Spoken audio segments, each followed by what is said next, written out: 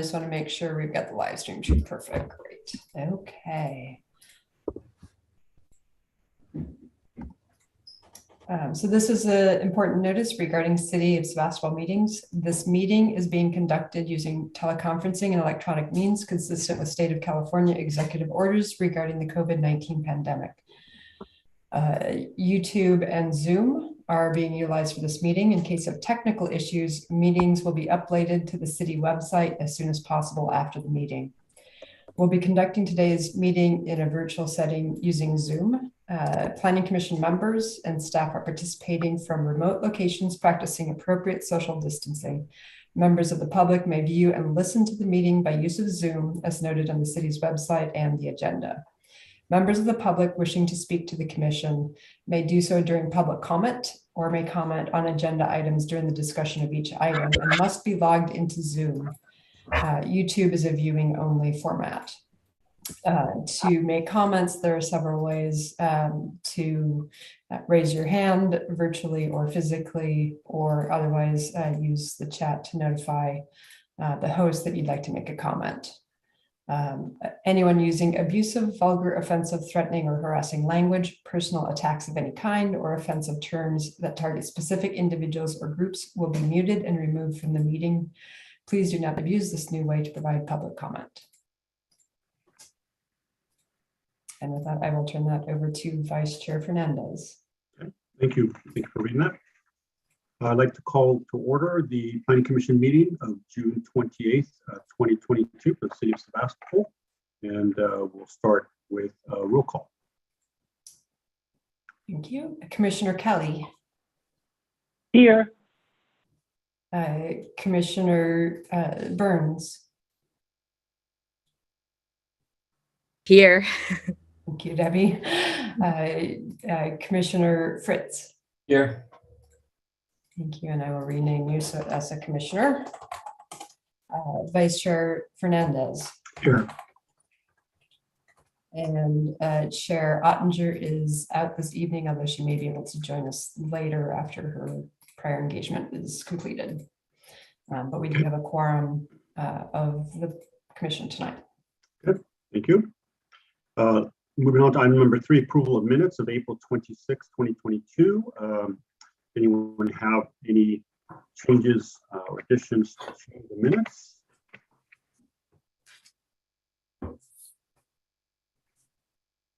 I'm good. Paul, go ahead. Commissioner Fritz. Yeah, I had just two. On page 6 of the minutes, this is Kenyon's first comments. It says, as I mentioned, there are expensive regulations. I think it's supposed to be extensive regulations. They may be expensive. Yes, but I believe it is extensive, correct. I don't think he was giving an opinion about the cost. And then on page 13, the top of the page is a paragraph that I started on the previous page. And a little way kind of in the middle of the paragraph, it reads, I want to know what we are setting it back from that was. And I think what it should read is, I want to know what are we setting it back from, period. That was, like Carrie said, a little clearer in the townhome project. I actually went back and listened to this because I couldn't figure out what I was supposed to be saying. And then the next sentence, the Davis Townhome Project is another example of a similar development and a similar kind of situation. And then it should read, where we did make this exception previously. It says where we didn't make this exception previously. And that is it. All right, thank you. Anyone else have any changes or additions? Okay, doesn't look like it. All right, I'll entertain a motion for approval of the minutes of April 26, 2022. I move we approve as amended. Okay, I have a second. I'll second that. Great, thank you for that. Right, there's no further comments. We'll do a call for a vote. All right, Commissioner Kelly, Yes. Commissioner Burns, Yes. and Commissioner Fritz, Aye. and Vice Chair Fernandez. Aye. That motion passes. Those minutes are approved as amended. Okay. Moving on, we're moving on to comments from the public on items that are not on the agenda. So this is items for anyone in the public that wish to make a comment that is not on tonight's agenda. So you please limit your minutes to 3 minutes, and you can either raise your virtual hand or your actual hand if you'd like to make a comment on an item that is not on the agenda.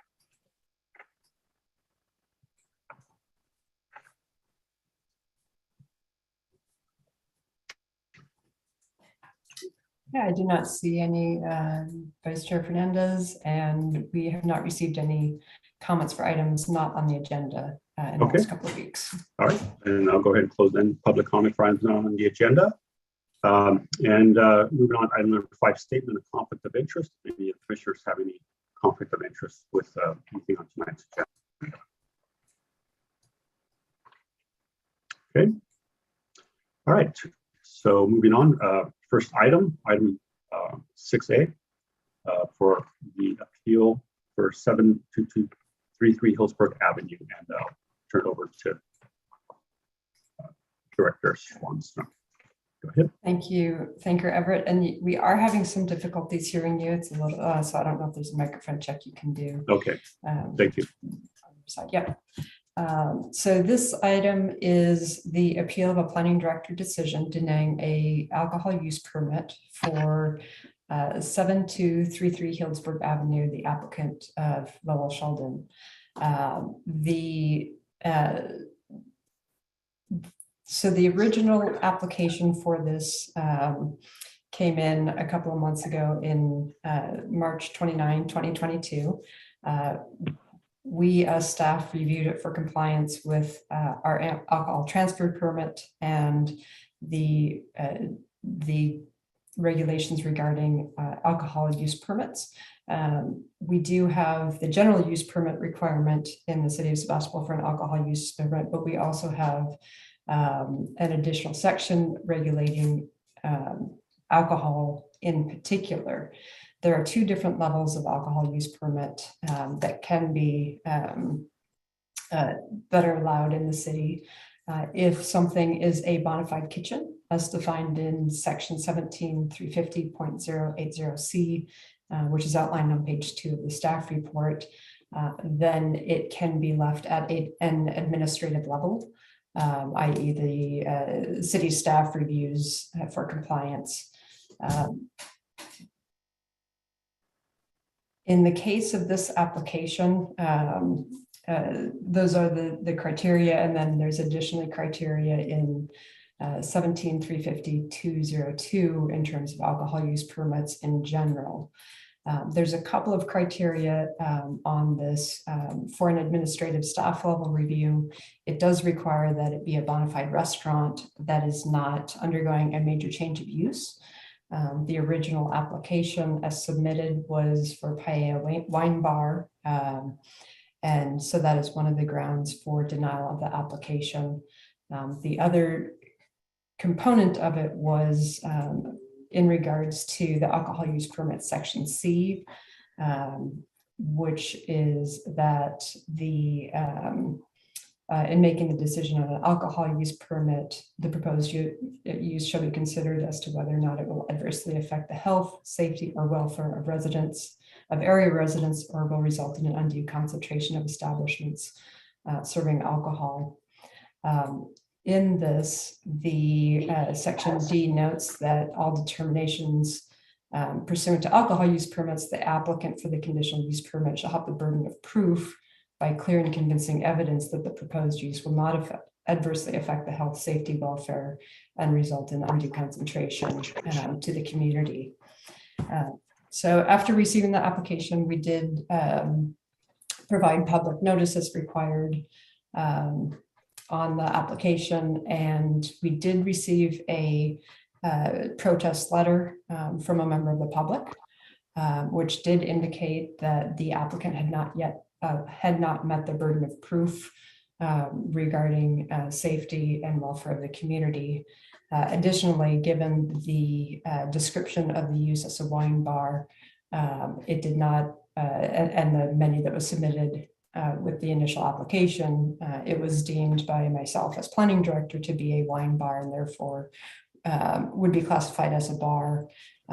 That type of application requires has two different components that could not be approved at a staff level. One is that a bar use permit is required to go to the planning commission.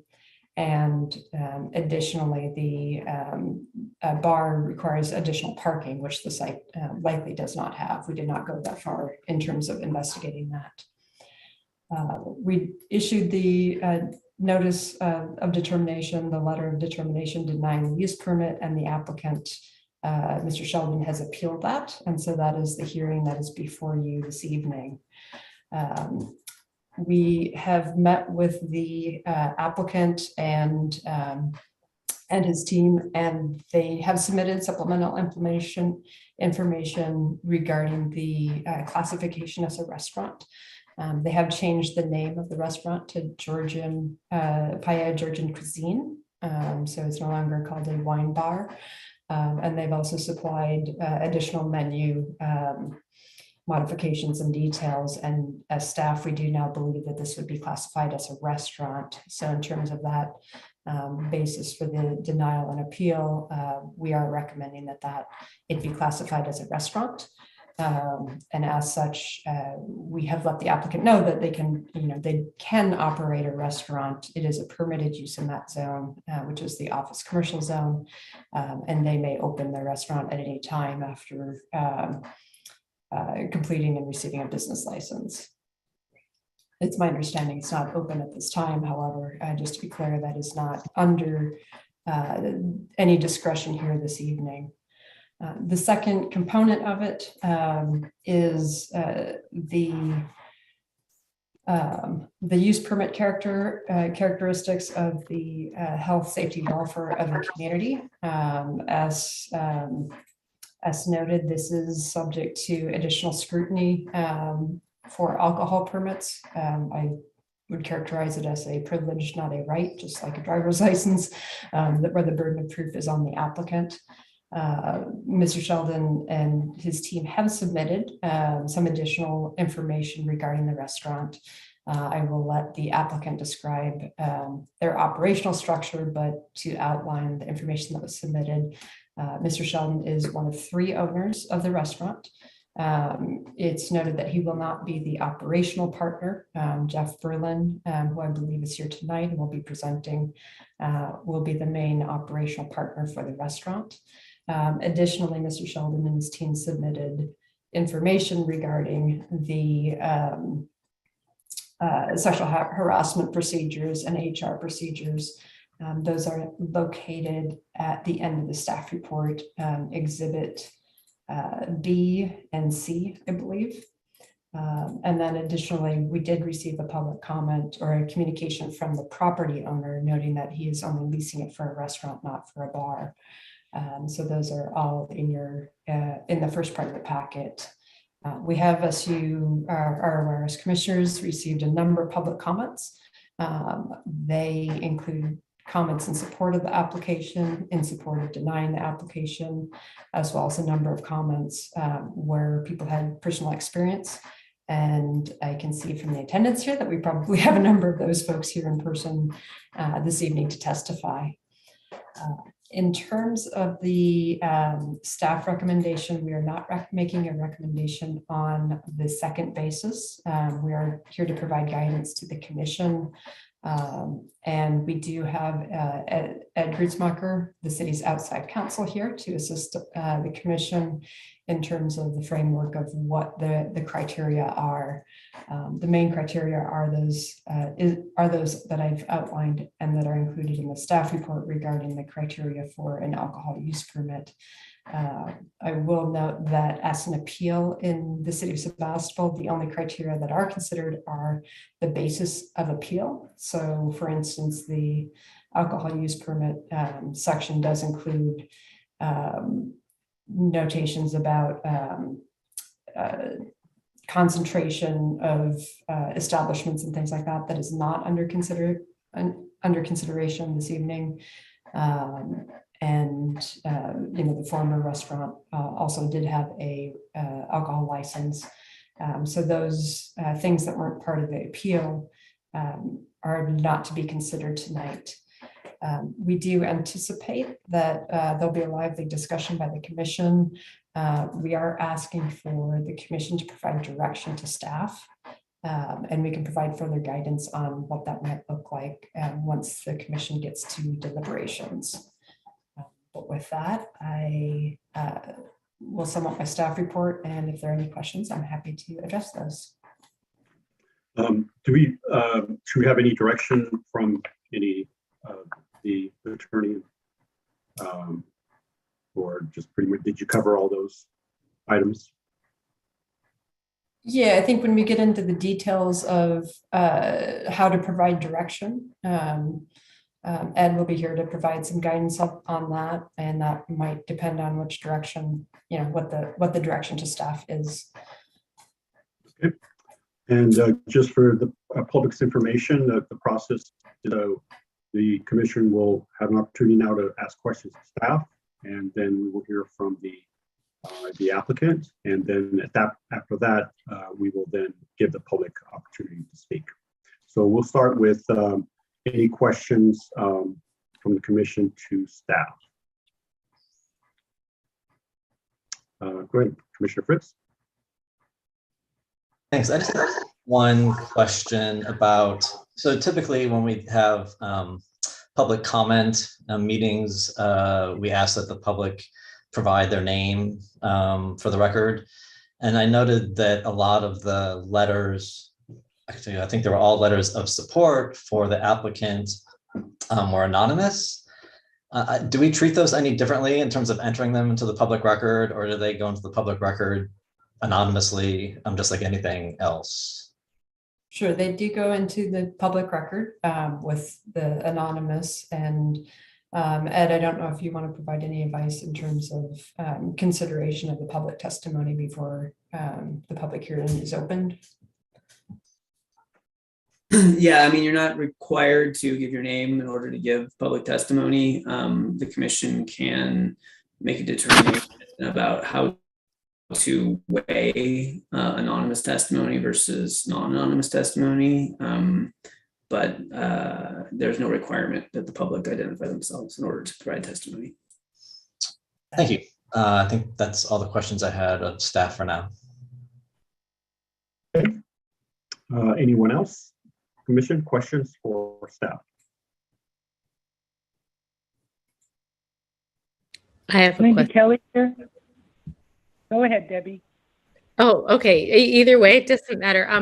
I didn't hear you say anything, Carrie, or read anything in the staff report. I'm wondering if the city of Sebastopol has any liability if they grant a permit, an alcohol permit to an establishment, and then something does happen.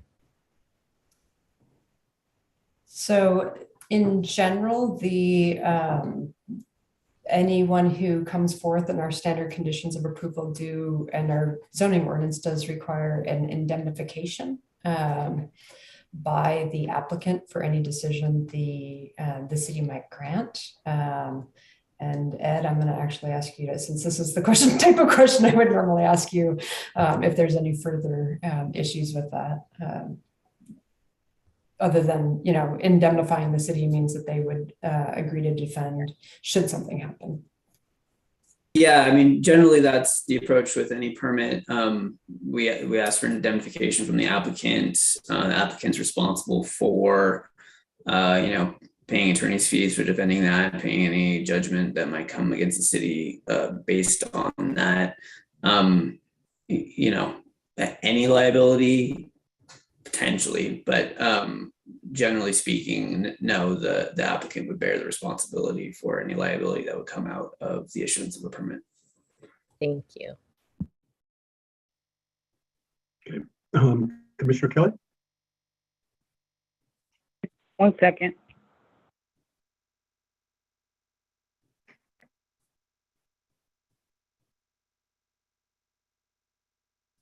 Gotta hang up on the planning commission.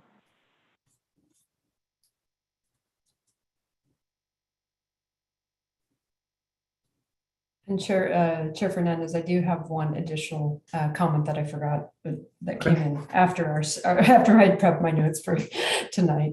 Whenever we're done with questions. Linda Kelly back.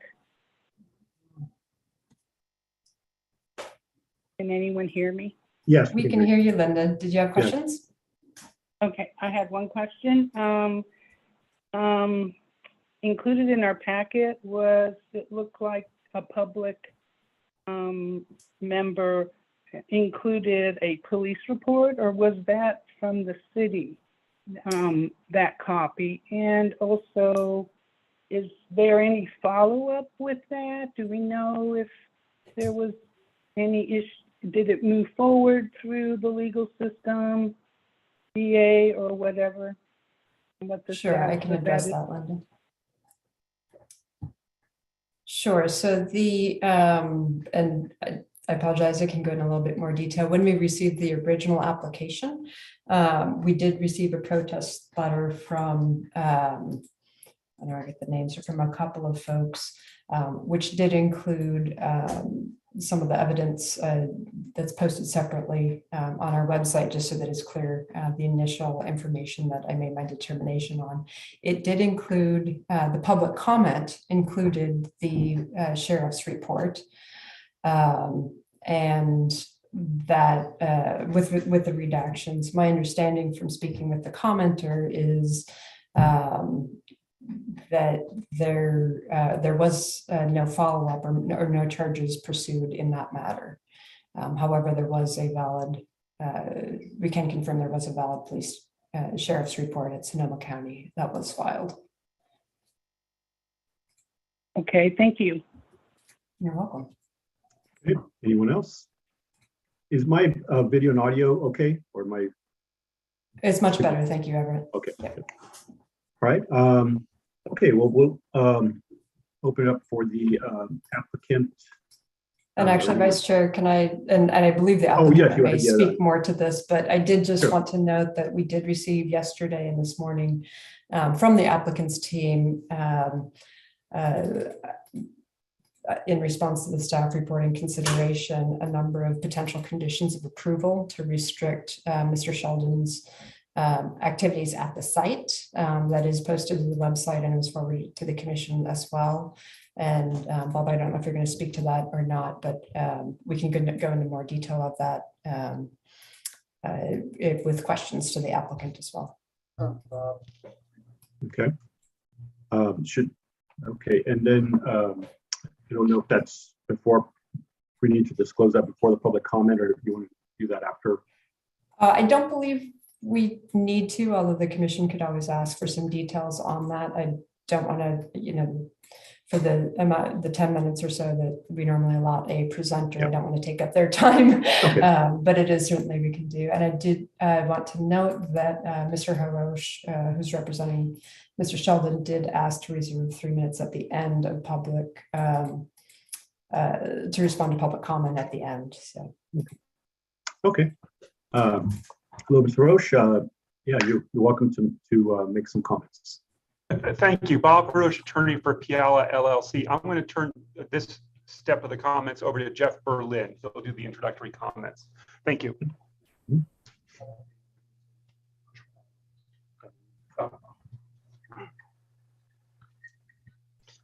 Hey, how's it going? I'm Jeff Berlin. I'm Lowell Sheldon's partner in the Puyallup Restaurant Project. I am a father of 3, just moved up here a little over a year ago from the Bay Area. I have an extensive background in opening and operating restaurants and as a wine specialist and educator. I opened and ran a really successful restaurant in Oakland called Acote for 20 years until the pandemic forced us to close in 2020. After which time I relocated up this direction. But Acote was really embedded in the neighborhood of Rockridge in Oakland. It had a very deep connection with the community there, and that connection was the cornerstone of our success over 20 years. And my greatest joy as a restaurateur has come from building a space and an atmosphere that brought so many people together over time, where so many memories were created. And Acote was a very highly rated and internationally known restaurant known for its cuisine and its wine program, but it was our real love of hospitality there that was what set us apart and created such a unique dining experience for people. My approach to restaurant service there was largely inspired by my travels through Europe and experiencing the way that guests there were received into people's homes. And in particular, when I first visited the Republic of Georgia in 2011, I found kind of like what I believe is a wellspring of what a real great restaurant experience can be. There's a culture there that's has a deep history of celebrating life around the dinner table with guests as a sacred act, and how through food and wine, strangers can become like family in a restaurant especially. And it was where I met Lowell actually in Georgia about 4 years ago, and we connected over our similar restaurant backgrounds and a shared desire to bring that Georgian experience back home to California. And we now have the opportunity to make our dream come to life and share the unbelievably exotic and exquisite flavors of Georgian cuisine here in Sebastopol and Sonoma County. And I've found this to be a place that seems like a very obvious and perfect fit for that style of dining. But as it happens, we must we have to first earn the trust and the support of our community in order to open the doors. So here we are. With regards to Lowell's past issues and the concerns of his role in this new project, every aspect of the way this business is being built is to ensure that it will be run in the most professional manner possible. Lowell is a silent partner, and he has created and designed and constructed the physical restaurant space. My role in the business is as the managing partner, and I'll be in charge of all the restaurant's daily operations, including the implementation of human resource policies and all staff hiring and management. And establishing a progressive new business model under these unique circumstances is a challenge that I've eagerly embraced, and I hope it will have the opportunity to, I'll have the opportunity to carry it forward. So a third-party human resource agency will be utilized for all staff concerns, as well as mandatory sexual harassment training for all employees, including management and owners, myself, everyone involved. Puyallup will embody our commitment to learning and improving as individuals, and will hopefully contribute by example to the restaurant industry as a whole. While Lowell will not be a part of the daily operations in Puyallup, I do support and trust him as a partner in this business. I have tremendous respect for the many ways in which he's utilized his restaurants in the past to support and contribute to the local economy and promote environmental sustainability.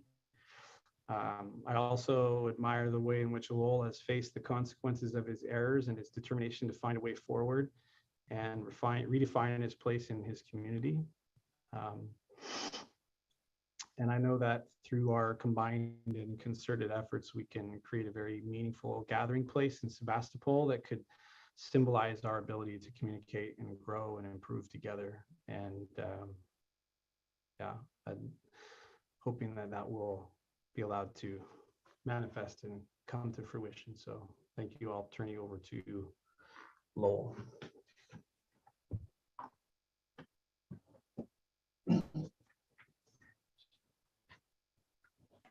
Questions were there about, well, go ahead. Sorry.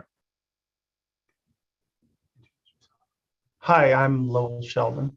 I'm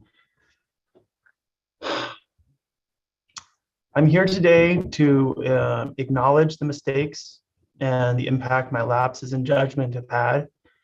Opening my first restaurant at 26, I was woefully unprepared. I learned on the job, and this learning led to plenty of discord and hurt feelings. My core ethos, building community while supporting local agriculture, was powerful, but it was not complete. I did not understand the need to create safety for my staff and my business through separating my personal life from my business. 3 years ago, when I closed Lowell's, it became clear the ways I had let my community, my employees, and my business partners down. I also came to understand the necessary steps to not make these mistakes again. Over the last 3 years, I have been in personal therapy the entire time, had countless heart-wrenching conversations with former business partners, and done several workshops focused on workplace standards and power dynamics. I also worked for the past 6 months with an organization focused on restorative justice, working to find a way to bring healing to the community and myself. This is clearly an ongoing process and something I will always be working towards. I took all these steps willingly and not without severe growing pains, knowing I needed to gain a deeper understanding of myself and my impact. Given the work I have done on myself, the deep learning, as well as the efforts to repair, I ask that you acknowledge my readiness to participate in the business community. I have acknowledged my errors and taken the needed steps to learn from them. I would also like to make clear that my role as a business owner has changed drastically since my early days of running Lowell's.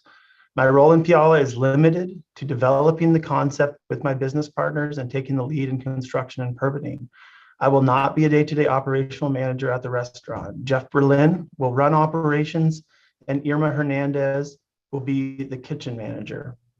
I don't intend nor need to be at the restaurant for any managerial purposes, not to train or supervise the employees, and certainly not to socialize with them.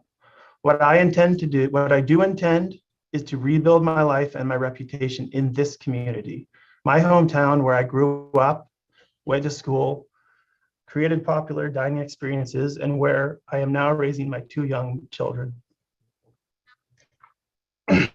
Permitting Piala to serve beer and wine will not threaten the health, safety, and morals of our diners, staff, and community. To the contrary, it will bring a new vitality to this commercial strip, create jobs, good jobs, and healthy and unique dining experiences for our diners. Thank you.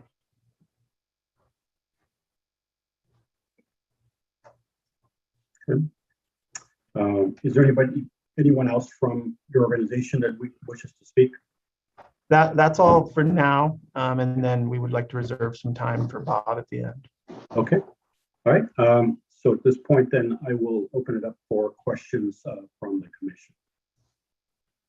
My questions for us. Let's see.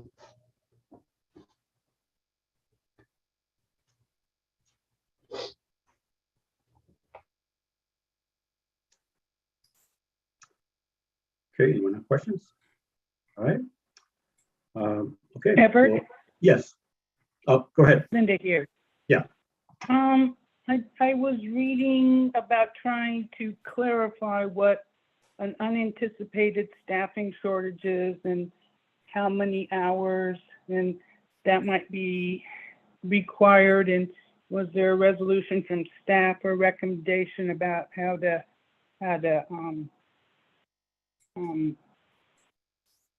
make sure that that was satisfied by city?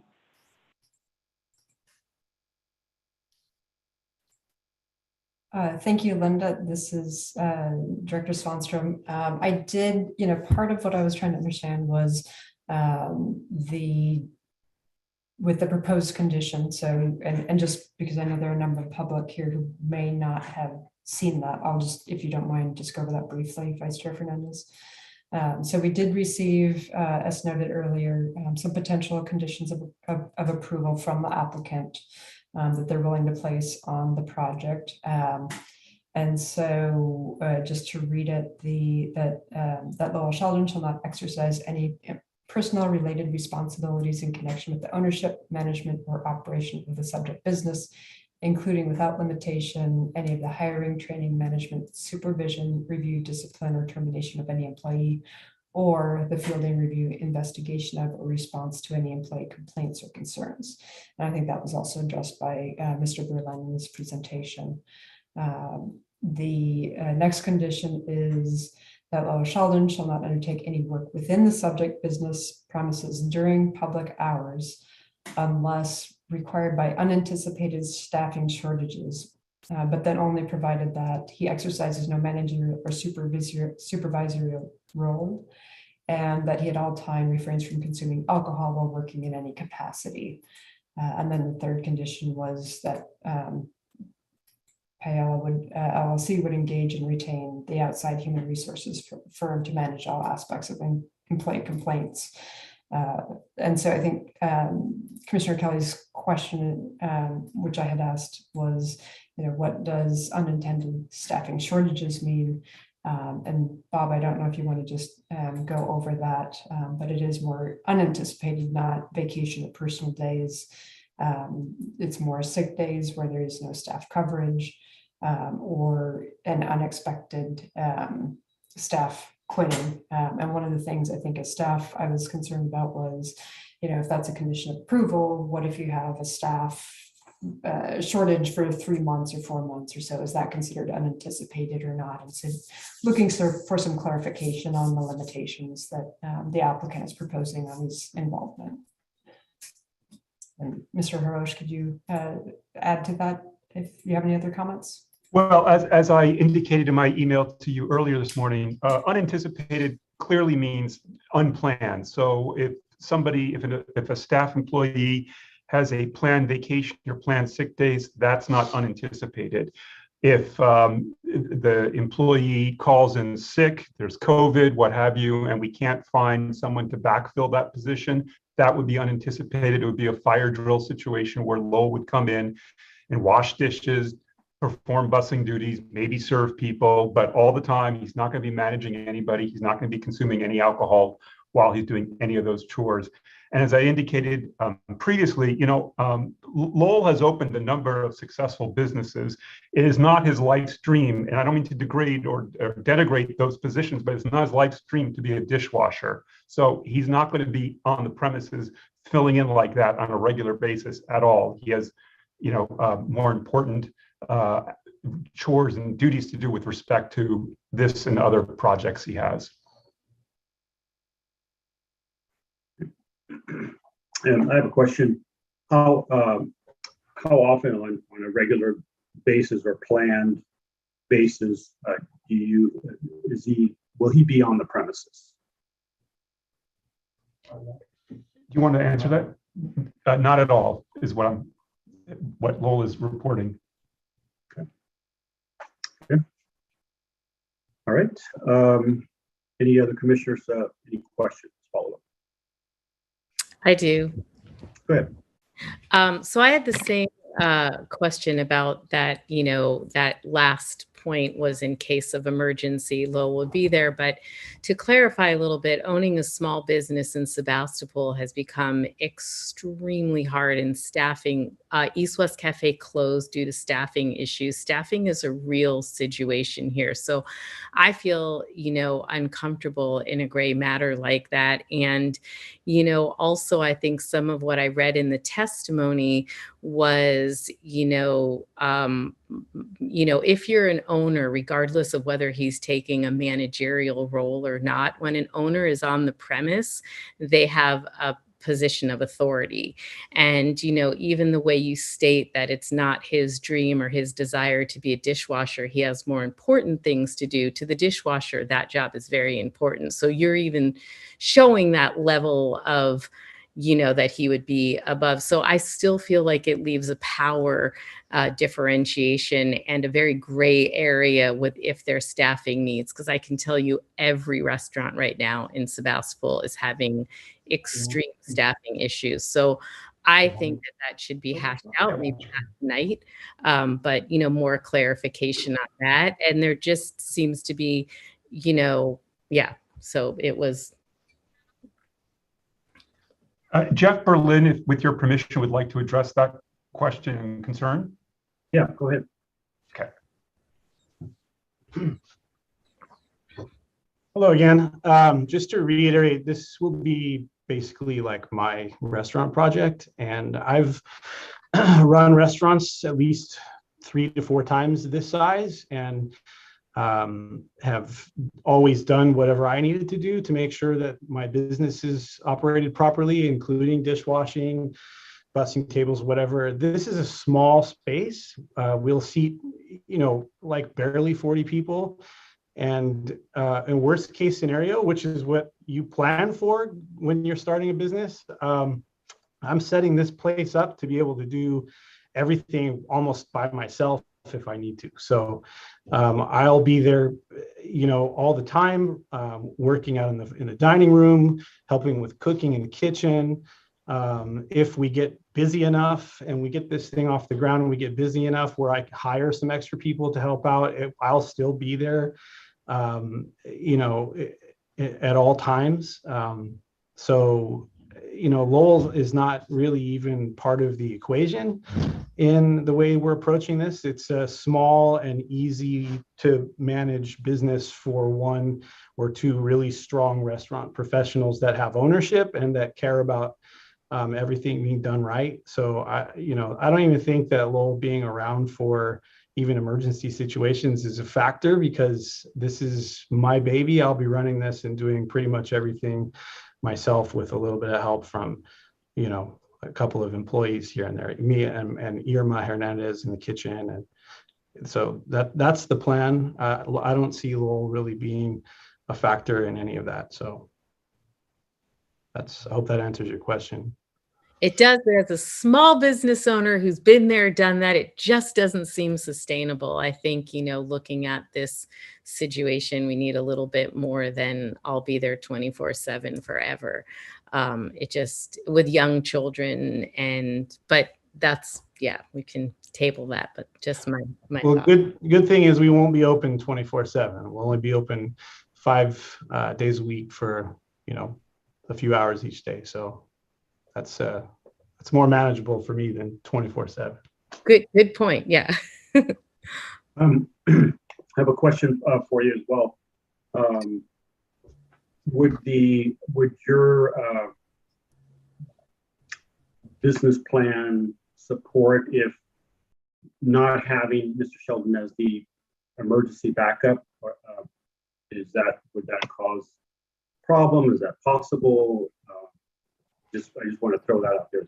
Sure. Yeah. I mean, I'm approaching it as though he's not even a factor at all, really. I mean, once we open the doors, it'll be my place to operate and make it function in whatever way I would normally need to run a small restaurant. And he will not be someone that I will even be considering when, we're short-staffed, or I'll have to take whatever necessary steps I would normally take to bring other people in to help me with whatever I need help with. But again, I can't, emphasize enough that it's a small place, and, worst case scenarios, I can do most everything there. And, I'm not anticipating ever really needing more than a few people to help in our busiest kind of capacity. So, I recognize what the current climate is with labor shortages and just staffing in general. And,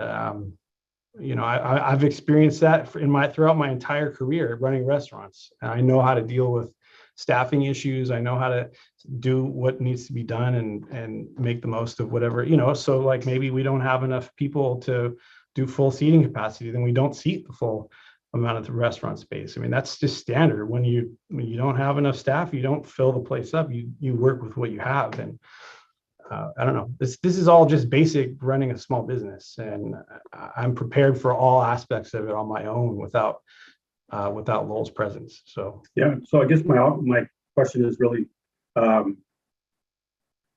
if he was not an option for you at all, yeah, to come in, would you be able to have other backup, or just not saying that's what it's going to be. I'm just asking if that were the case. Yeah, I mean yeah, absolutely. That would be the plan, is for me to have other backup if I needed it, for sure. But if he wasn't available as a backup, if he was, I'm not even planning to have him. Yeah, I know that. In my head as an option in any circumstance. Okay. It'll be just always having other options. Okay. All right. Okay. Any other commissioners? All right. Yeah, go ahead, Commissioner Fritz. Yeah, I just had a question, and I probably know the answer, but I figure I'd ask anyway. But does your business plan depend on the alcohol permit, or could you, as Carrie mentioned in her presentation, you are at this point allowed to open as a restaurant? Could that work for you, or do you think you need the alcohol component? Yeah, I mean, it's not 100% dependent on we could do it, but to be prosperous, profitable, successful restaurant of any kind, you have to have alcohol sales. Absolutely. I mean, the margins on food are very small. Wine and beer is where you would make your margins happen. Absolutely, yeah. That's the common route to be running a successful restaurant, for sure. Okay. All right. Okay, so I guess we'll open it up for public comment, and would like to kind of have an idea of how many in the public would like to make a comment. You can raise your hand, or Bertrand. Want to get an idea, so if normally it's 3 minutes, and if it's a lot of individuals wanting to speak, we might want to reduce it to 2 minutes. And Carrie, what do you think at this point? I'll give you a few minutes to figure that out. So folks are starting to raise their hand. I do see that we have about 59 people here total, and which includes staff and the tech folks. So probably about 45 to 50 members of the public, and I'm seeing 14 with their hands raised at this moment. Okay. Would you be reasonable to keep it at 3 minutes with 14 or so? I mean, there may be some more that kind of come up, but within that. I think that's fine. It is up to the chair. Okay. It's up to the chair to determine, but yeah. Yeah. Okay. So we'll just keep it at that. So just again, you have 3 minutes to make a comment, and we're not permitted. This is not a dialogue. So if you have questions, you can state your question, and we can address it afterwards. But it's not a dialogue for that. So I'll let Carrie. You can go ahead and. Thanks. I will go ahead and call on folks based on how they appear on my screen. And if you're not speaking, if you could please keep yourself muted so we keep away from having distractions from our public members of the public. I'd appreciate it. So first up is Jacqueline Gleason. And Jacqueline, I'll ask if you can see the timer. Yes, the timer. Great. Okay, so go ahead with your public comment. Hello, my name is Jacqueline Gleason, and I live in Freestone with my 2 children and partner. We learned of Lowell Sheldon's purchase of the Freestone Hotel and were appalled to read former employee statements about his sexual harassment and abusive work environment. As a woman who has worked in the food industry, their stories were all too familiar. Since then, these women have become my friends, and it is an honor to stand with them. They bravely came forward to the public, not for their own benefit, but to prevent any more women from being harmed. When Lowell's abusive behavior became public knowledge, each of his 3 businesses decided to end their partnerships with him. No one is asking that Sheldon be prevented from earning a living. The survivors of his abuse and their allies, many of whom have been continually harassed by him, his friends and family leading up to this hearing, are simply asking that he not be allowed to serve alcohol in our community. This is an appropriate response to a well-documented 10+ year history of sexual assault, harassment, and workplace abuse involving alcohol. Many of these incidents took place after operational hours and involved alcohol and/or illegal drug use. Thinking that any provision in place for Sheldon not having an operational role doesn't safeguard workers or guests. Sheldon frequently drank at his former businesses, and one business had provisions in place for Sheldon that he still crossed those boundaries, and they ultimately led to them parting ways with him. Why should they have these provisions in place if he's not a threat? Sheldon's predatory behavior is well known to his business partners. He sexually assaulted at least one woman in our community, as documented in a September 2021 police report and reported by the North Bay Bohemian. Many of Sheldon's supporters point to their positive experiences in his restaurants as a reason to ignore the voices of so many people in our community. Others say he's suffered enough and is a reformed man. But does a reformed man continue to harass the women who came forward? Does a reformed man try to intimidate them into silence? Does a reformed man deny responsibility for almost all of the allegations against him? The Planning Commission should uphold the planning director's fair and proper decision to deny Lowell Sheldon a liquor license. Thank you. Thank you, Jacqueline. Next, we have Leslie. Leslie, can you see the timer? I cannot. Where is it? It was over to the side. It was over to the side, and I'm not sure, but yeah. I have a 3-minute timer, and there we go. Okay. There it is. The I see it. It is there. Okay. All right, perfect. Thank Go you. ahead. Thank you. So my name is Leslie Young, and I've lived in Sebastopol about 45 years. And this is what I have to say. Being young and inexperienced, being oblivious, being ignorant. These character defects or challenges are ones that we've all experienced at some point or another in our lives. And we've fought against them and hopefully come to some deeper self-knowledge. I've seen Lowell flounder socially, and I've seen him work hard to gain awareness and understanding. I've heard him speak with carelessness, and I've heard him speak with great kindness. I've never heard him speak with cruelty.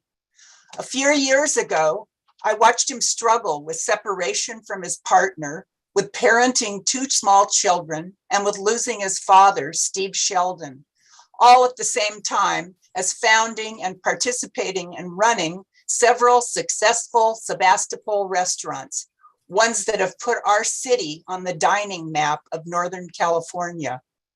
His visions are creative, and his work ethic in achieving them is strong. He has realized that his strength is not in managing employees.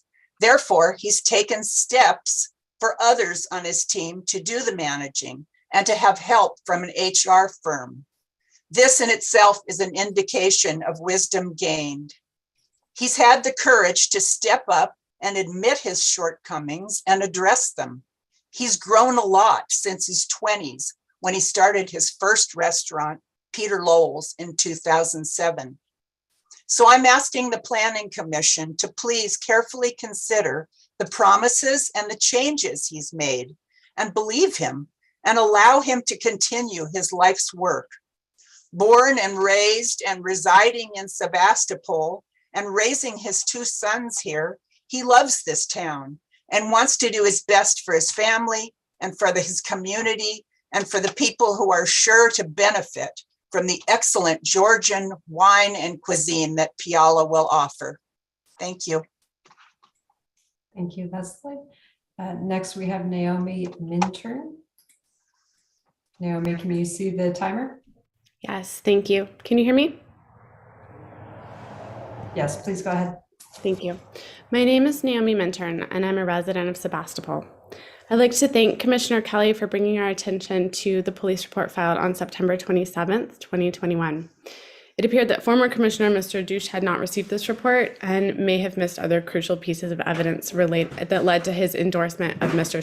Sheldon. But I believe a second copy was forwarded to the rest of the Commission today.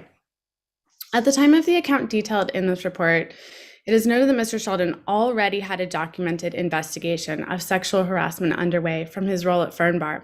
He had already been removed from direct supervisory contact with employees and asked not to be on site. In fact, he disclosed all of this to Ms. Doe. He spoke about the work he was doing on himself, including therapy, and his newfound desire to understand consent. He spoke with convincing sincerity, expressed remorse, and tearfully expressed a genuine desire to learn from the experience. And yet, within a matter of hours, he would go on to violate Ms. Doe while she was incapacitated after spending the evening drinking with him.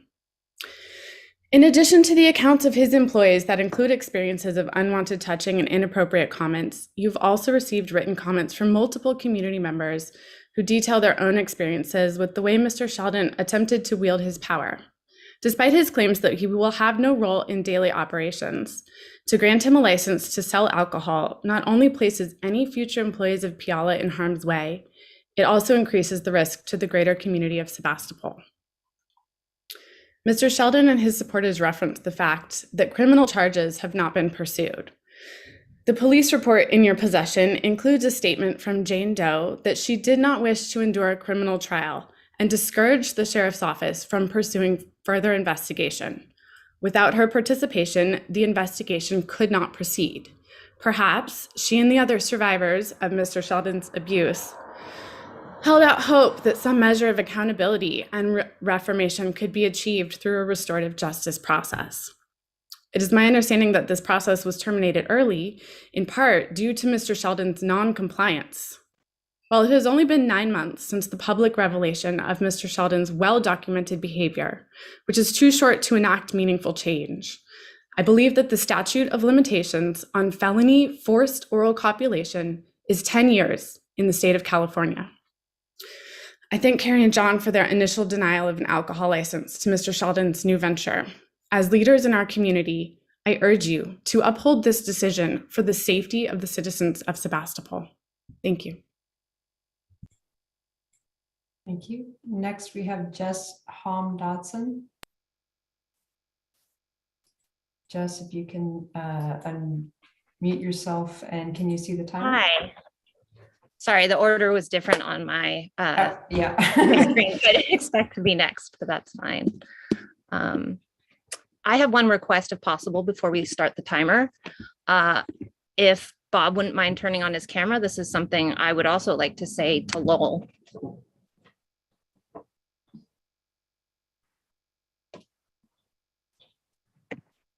It's really, you need to address the commission. So okay. I appreciate it if you could do that. Thank you very much. Absolutely. My name is Jessie Hom Dawson, and I was born and raised in Sebastopol. I was the director of marketing at 3 of Sheldon's restaurants, as well as the victim of his sexual harassment, an incident that can be confirmed by a formal investigation from an outside HR firm. Many of Sheldon's letters of support mention making mistakes and how people deserve second chances. Harassing and assaulting women is more than a mistake. It is a purposeful action to assert your position of power over others and use it to get what you want. This is behavior that goes back over 13 years. This is not his second chance or his 10th or his 20th. When Sheldon tells you the problem is 3 disgruntled former employees, not the consequences of his own actions, he does not understand the harm he has caused and has demonstrated no meaningful change. The proposed conditions that Bob Haroche sent to the commission would not have prevented any of Sheldon's more serious past transgressions, as they occurred after hours when the restaurant was closed. In addition, these were similar provisions made by Conloy when it opened, and Sheldon broke them by contacting a female employee, and the other owners chose to remove him from the restaurant. One does not set such guidelines unless they believe Sheldon will continue his inappropriate behavior. If Sheldon must clarify that he won't be involved in day-to-day operations at Puyallup, that shows a lack of faith from his current partners that he can't be trusted in the restaurant environment, and counters Sheldon's claims that all he's done are mistakes. Furthermore, Sheldon held no formal supervisory role at Firm Bar and Handline, but exerted his authority over employees, drank frequently at the restaurants to the point of excess, exhibited inappropriate behavior, and made employees uncomfortable. With the restaurant almost directly across from Sheldon's house, and by this restaurant I mean Puyallup, I have no doubt that he will be a frequent visitor. We are not asking to shut down their restaurant. We are asking to deny them an alcohol approval use permit. He may tell you he won't be running the restaurant, but the fact is the alcohol application was in his name, not any of his partners. The Puyallup LLC is also held only under Lowell's name. In addition, my attempts to reach out to Sheldon's partners to discuss my concerns about him were rebuffed. I have seen Sheldon reach out to us repeatedly as recently as June 9th after we told him we wanted no contact with him. I have seen him reach out to my mother when I ignored his missives. He has sent emails to us meant to be intimidating, telling us that by speaking out, we are turning the community against us. I have seen him invalidate our experiences and excuse his behavior. I have seen him use illegal drugs multiple times during workplace hours and in workplace settings, including with one of his current business partners. He has also offered illegal drugs to me and other employees while we were working. I have seen him removed from the partnerships of 3 local restaurants for his actions and banned from multiple local businesses for inappropriate behavior unrelated to the sexual harassment. To those who called us power or money hungry, I have gained no power or money. I am here because I truly believe he has not changed and will continue to harm women as long as he gets away with his behavior. Sheldon thinks he's above the law and untouchable, and I hope you will show him that his actions must have consequences. Thank you. Sorry, I forgot the mute button. Thank you, Jess. Next up, we have Freddie Francis. Freddie, can you unmute yourself and can you see the timer? Yes, I can. Thank you. All right, please go ahead. All right. My name is Freddie Francis and I live in Sebastopol. Today, I'll summarize the story of my friend Lisa. Give me 1 second.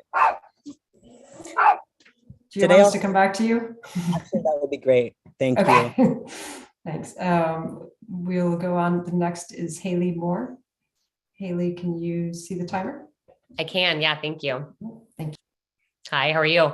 So I'm here to actually talk about Jeff Berlin, who is the person who I understand will be running the restaurant on a daily basis. My name's Haley. I'm the owner of a hospitality company here in the Bay Area. I've worked as a sommelier and wine director for many, many years in San Francisco. And I actually had the good fortune of working with Jeff when I was 22 years old. I fell into this tiny restaurant called Acoté in Oakland, and I had gone to hospitality school. I went to culinary school. I wanted to work in restaurants. That was all I knew, was that I wanted a career in hospitality. And I found Jeff, and Jeff actually started teaching me about wine. And I had an incredible experience working there. It was really the place where I learned about, what wine could be. It's where I basically decided to dedicate my life and career to this goal of being a sommelier, being a wine director. And when anyone asks me, who has single-handedly had the biggest impact on your career, I say without a shadow of a doubt, Jeff Berlin. And of course I'm trying not to cry because he knows I love him. But Jeff is this incredible, he's an incredible person. He obviously, I think when you talk about creating community and sense of place, there is no stronger person in the hospitality industry than Jeff. And he's someone who, I would love to again tell you that my story is unique, that this is something that happened for me and to me, but this is actually something that's happened to countless people that have come across Jeff's path. I can name on 2 hands over many continents, people that started working at Acoté as a waiter, young, not really knowing what they wanted to do with their lives, met Jeff, ended up in long-term careers in the hospitality business, literally all over the world. And it's pretty incredible, I think, to see the impact that he's had on our little hospitality community here in the Bay Area and beyond. Beyond that, I think, when you are in, Acoté and Jeff were interchangeable. Acoté didn't exist without Jeff. That restaurant, there was a brief stint that he went to go work at a very nice restaurant in Yountville. And that restaurant, the soul and the energy and the space was Jeff. It always was.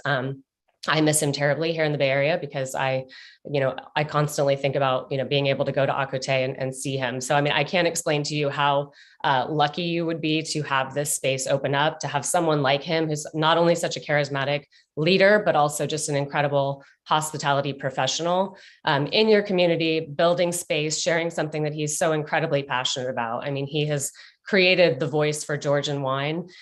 He's the one who kind of, for all intents and purposes, spearheaded it as a sommelier to bring awareness to this category. And I visited the restaurant actually on Sunday and it looks amazing. And I'm so excited to dine there. Food and wine exist together. It's something that in the culture of restaurants and in the culture of culture, you need the 2 things to exist together. One doesn't exist without the other. So, the wine license, I'll wrap it up, is super imperative for this concept to be successful. And I can't wait for you guys to see what these guys can do because I think Jeff is incredible. Thank you. Thank you, Haley. Freddie, if you're ready, we'll take you now. I'm ready. Thank you. My name is Freddie Francis, and I live in Sebastopol. Today, I'll summarize the story of my friend Lisa, which is also available in full as a written comment. My friend Lisa's elderly mother lived in the complex behind Peter Lowell's from 2008 to 2017. From 2016 to 2017, Sheldon took over $100,000 from her mother, calling the money a line of credit for the restaurant. This sum was paid in advance with no written agreement.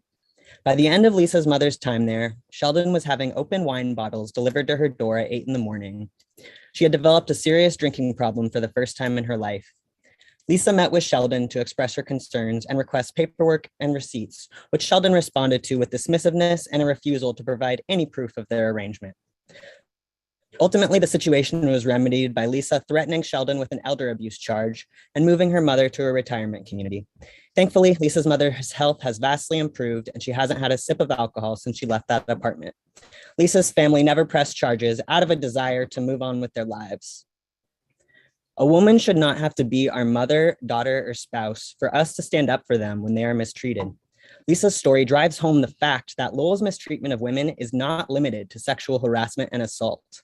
It also illustrates how much is at stake when he holds an alcohol license. I'm under the impression that Piala's funding comes from payouts from his former establishments, money Sheldon received directly as a result of his predatory behavior. What message does it send women in our community, especially those he harmed, if we grant this man an alcohol permit to continue to profit off their pain and trauma? Expressing remorse and taking accountability are different things. Personal transformation takes time, and Sheldon hasn't for a second taken a pause in his pursuit of power. I have personally read emails that Sheldon sent to survivors in the weeks leading up to this hearing, attempting to bully them into silence. Lowell Sheldon is far from reformed. We can't change the past, but we have the power to influence the future. I want to live in a Sebastopol that uplifts those who have been harmed and where there are appropriate consequences for perpetrators of harm. Please keep our community safe and uphold this denial. Thank you. Thank you. The next commenter we have is Alexandria Lopez. Alexandria, can you see the timer? Yes, I can. Thank you. My name is Alexandra Lopez. I work in West County and I'm a former employee and survivor of Lowell Sheldon's abusive behavior. Sheldon says that the claims of abuse against him are empty allegations. I would like to go over the facts. It is a fact that in 2019, an investigation conducted by an outside HR firm hired by Fernbar, who interviewed witnesses, reviewed documents, texts, and video footage, concluded that Sheldon's conduct violated Fernbar policies. It is a fact that the same evidence was reviewed by the legal teams of the San Francisco Chronicle and North Bay Bohemian and found to be accurate and credible. It is a fact that despite clearly stating my boundary to have no direct contact with him, Sheldon has ignored that boundary 3 times by sending me emails with manipulative and threatening language, most recently on June 9th. It is a fact that before he was removed from his businesses, he was not involved in day-to-day operations, and during this time sexually assaulted 1 woman in this community. In a recent letter written by Sheldon, he lists various therapies as a way to show he is reformed, including his engagement with the restorative justice program.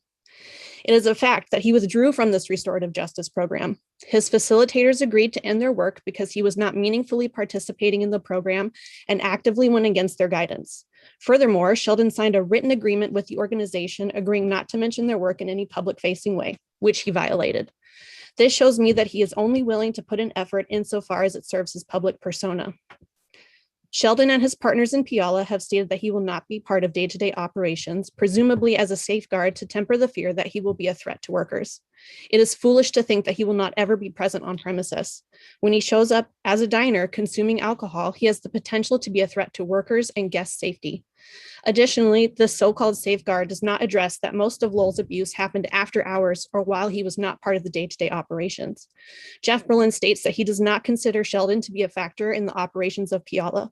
Then why is Lowell necessary to Piala's existence at all? It is important to note the language in the denial letter from the planning director.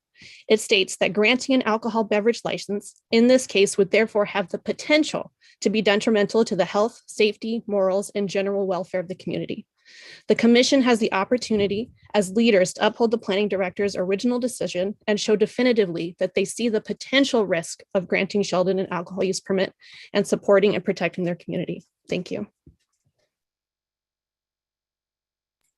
Thank you. Next, we have Sparrowhawk.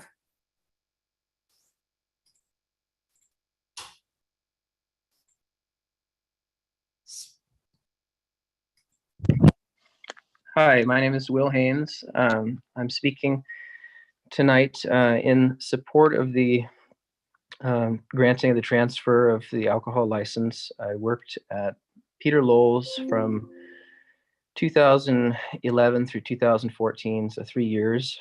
And not to discount any of the negative experiences or interactions anyone else has had. I just wanted to speak about my own experiences and observations working there at that time. In what I observed at the time was a generally upbeat and positive work environment. The restaurant was run professionally, and the people that I work with there were happy to be there, and there was a good camaraderie amongst the employees. The overall environment was not what I would describe as toxic.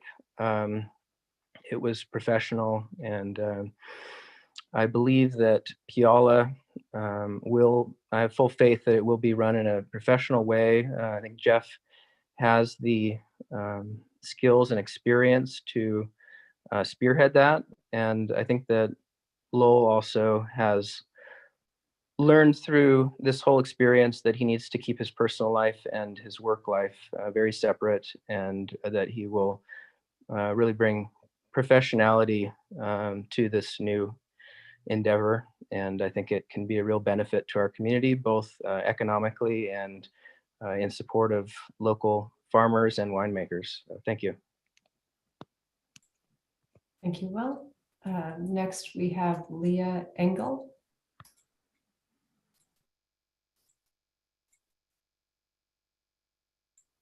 Leah, can you see the timer? And if you could unmute yourself. Sorry about that. Can you hear me all right? Yes, we can hear you now. Thank you. Go ahead with your comment. Thank you. Good evening. My name is Leah Engel, and I am a lifelong Sonoma County resident. I have worked in the restaurant industry in our community for almost 20 years, and 6 of those years were spent working for businesses owned by Lowell Sheldon. During that time, I experienced and witnessed an extremely toxic, manipulative, and inappropriate work environment while under his leadership. Mr. Sheldon would like you to believe that he has learned from his mistakes, that he has done the work and changed his behavior, when the truth is that to this day, he has denied all but one allegation brought against him, showing that he is unwilling and incapable of taking accountability for his actions. He has publicly disregarded our experiences as untruthful, treating us like second-class citizens in our own community. He touts his ethos for community, but refuses to acknowledge that we are his community. We were born here, we live here, we work here. We have been abused, mistreated, and assaulted by Mr. Sheldon here, and we deserve to feel safe here. It's clear he does not care or understand the extent of harm he has caused us. Since going public with our story, many of us have been subjected to intimidation and harassment from Mr. Sheldon and his family members, including his mother, Leslie Young, who spoke earlier this evening, as have our allies, deepening our trauma. I ask you tonight, how can we believe that he is reformed if he refuses to take accountability for the harm he has caused his employees and his community members? Should a known predator with at least a decade-long pattern of abuse, often fueled by alcohol and drugs, be allowed to open a restaurant that serves alcohol in our community?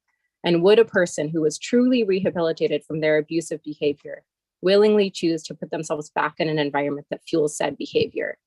I've seen nothing that makes me believe that Mr. Sheldon is truly reformed, and I have no doubt that if given the opportunity, he will continue to use his position of power to cause harm and trauma to our community members. I commend Carrie and John on their initial denial, and I urge the Planning Commission to uphold this decision. Thank you for your time. Thank you, Leah. Next, we have Ray. Ray, can you unmute yourself, and can you see the timer?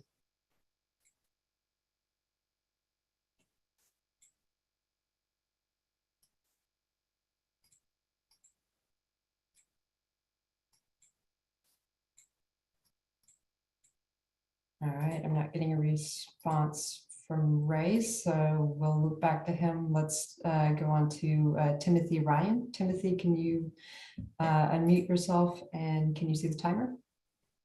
Yes, I can. Let me start the video here. Hello, can you hear me? We can hear you. Please go ahead with your comment. Great.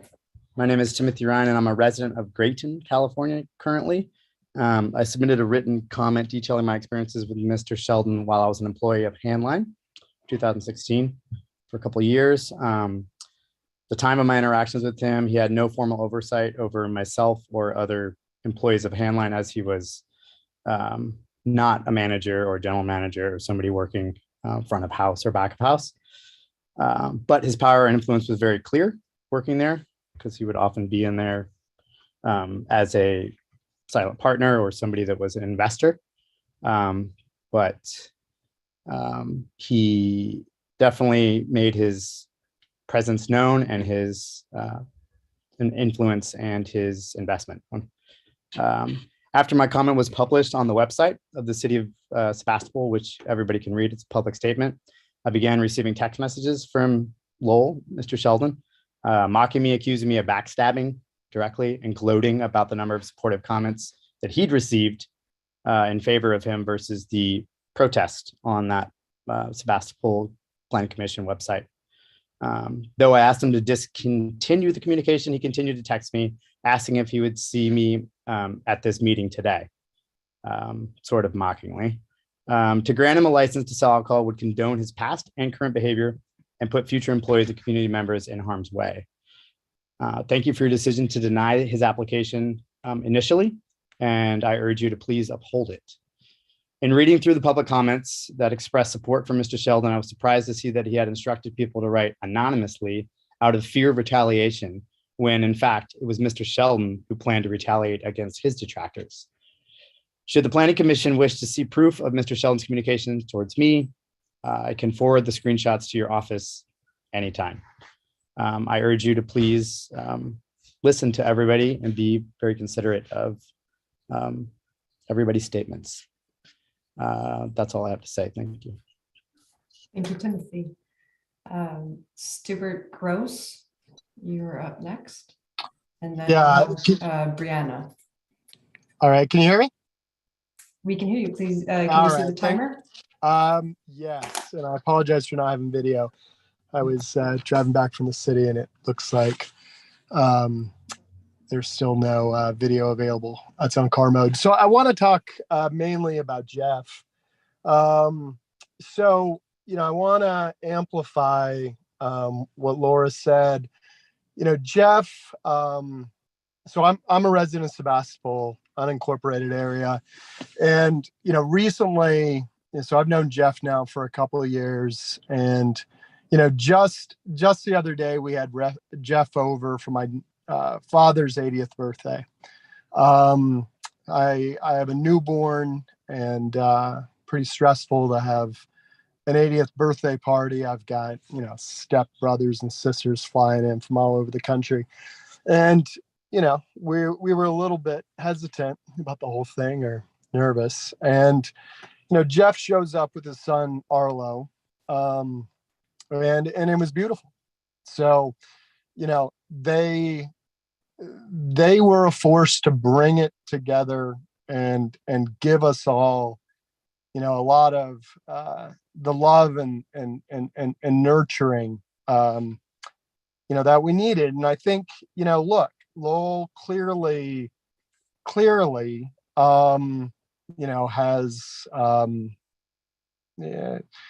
he's got a lot of history with folks, right? And I don't know what that history is. I only know mine. And is he a weirdo? Yeah, he's a weirdo. I'm not trying to diminish anybody's other experience. Do I have really bad feelings about Lowell? I don't.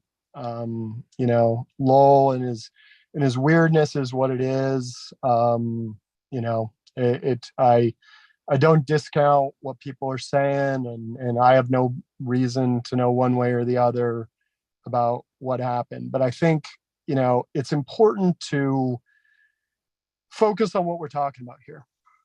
which is a restaurant to be run by Jeff Berlin, who's an amazing guy and who, has this amazing family and wants to bring that to the community. And I understand this has gotten wrapped up a lot in litigation about who Lowell is and what his place is. But I think it's important for the Planning Commission to not feel like its role is to adjudicate that. That's not its role. It's not sitting as the judge of Lowell's character. It's sitting to decide, will this restaurant be a threat to the community? And knowing Jeff Berlin, both personally, socially, and professionally in a limited capacity, but in one that's pretty informative. I mean, he came, cooked this amazing meal, and for my family, and it was beautiful. And so, Mr. Gross, your time is up. Yep. All right. Well, I'll finish with just a statement of, I think the Planning Commission should grant this license and do it on the basis of what actually is proposed. Thank you very much. Thank you. Next, we have Brina, and then we'll have Ray, who it looks like has re-entered the meeting. Brina, can you see the timer? Yes, I see the timer. Thank you. My name is Brenna Sheldon. I'm from Sebastopol, and Lowell is my brother. Lowell is capable of great good, generosity, and contribution to his community. He is also capable of acting and speaking carelessly and thoughtlessly. He has made mistakes, and he has paid dearly for those mistakes. He has caused people here with us today to feel uncomfortable and disempowered, even if inadvertently. I am ashamed of that behavior, and I know he is as well. And I'm not here to defend it. Rather, I'm here today to share what I know of Lowell's hard work to change his life and behavior moving forward. He has thought deeply about these mistakes he has made. He has acknowledged the harm he has caused, and he has made good faith efforts to better himself and learn from his mistakes. I strongly believe in second chances, and I do not believe our community should permanently blacklist Lowell, particularly as he has taken concrete actions to make amends and learn from his mistakes. I know he will continue his work and his commitment to making amends for these mistakes in the years ahead. Please give Lowell, Jeff Berlin, and Irma the chance to bring this wonderful new restaurant to the city of Sebastopol. Thank you for your time. Thank you, Brendan. Next, we have Ray. Ray, are you able to unmute yourself now? Can you hear me? Yes, we can hear you. Can you see the timer? I can. Thank you. All right, please go ahead. Right on.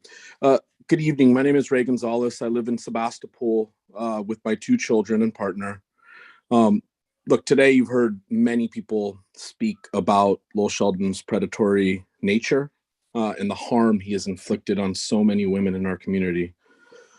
What I want to talk about is the type of community I want to live in, to raise my children in, which is one that uplifts survivors of abuse, that listens to and believes women, and that holds people accountable for their actions.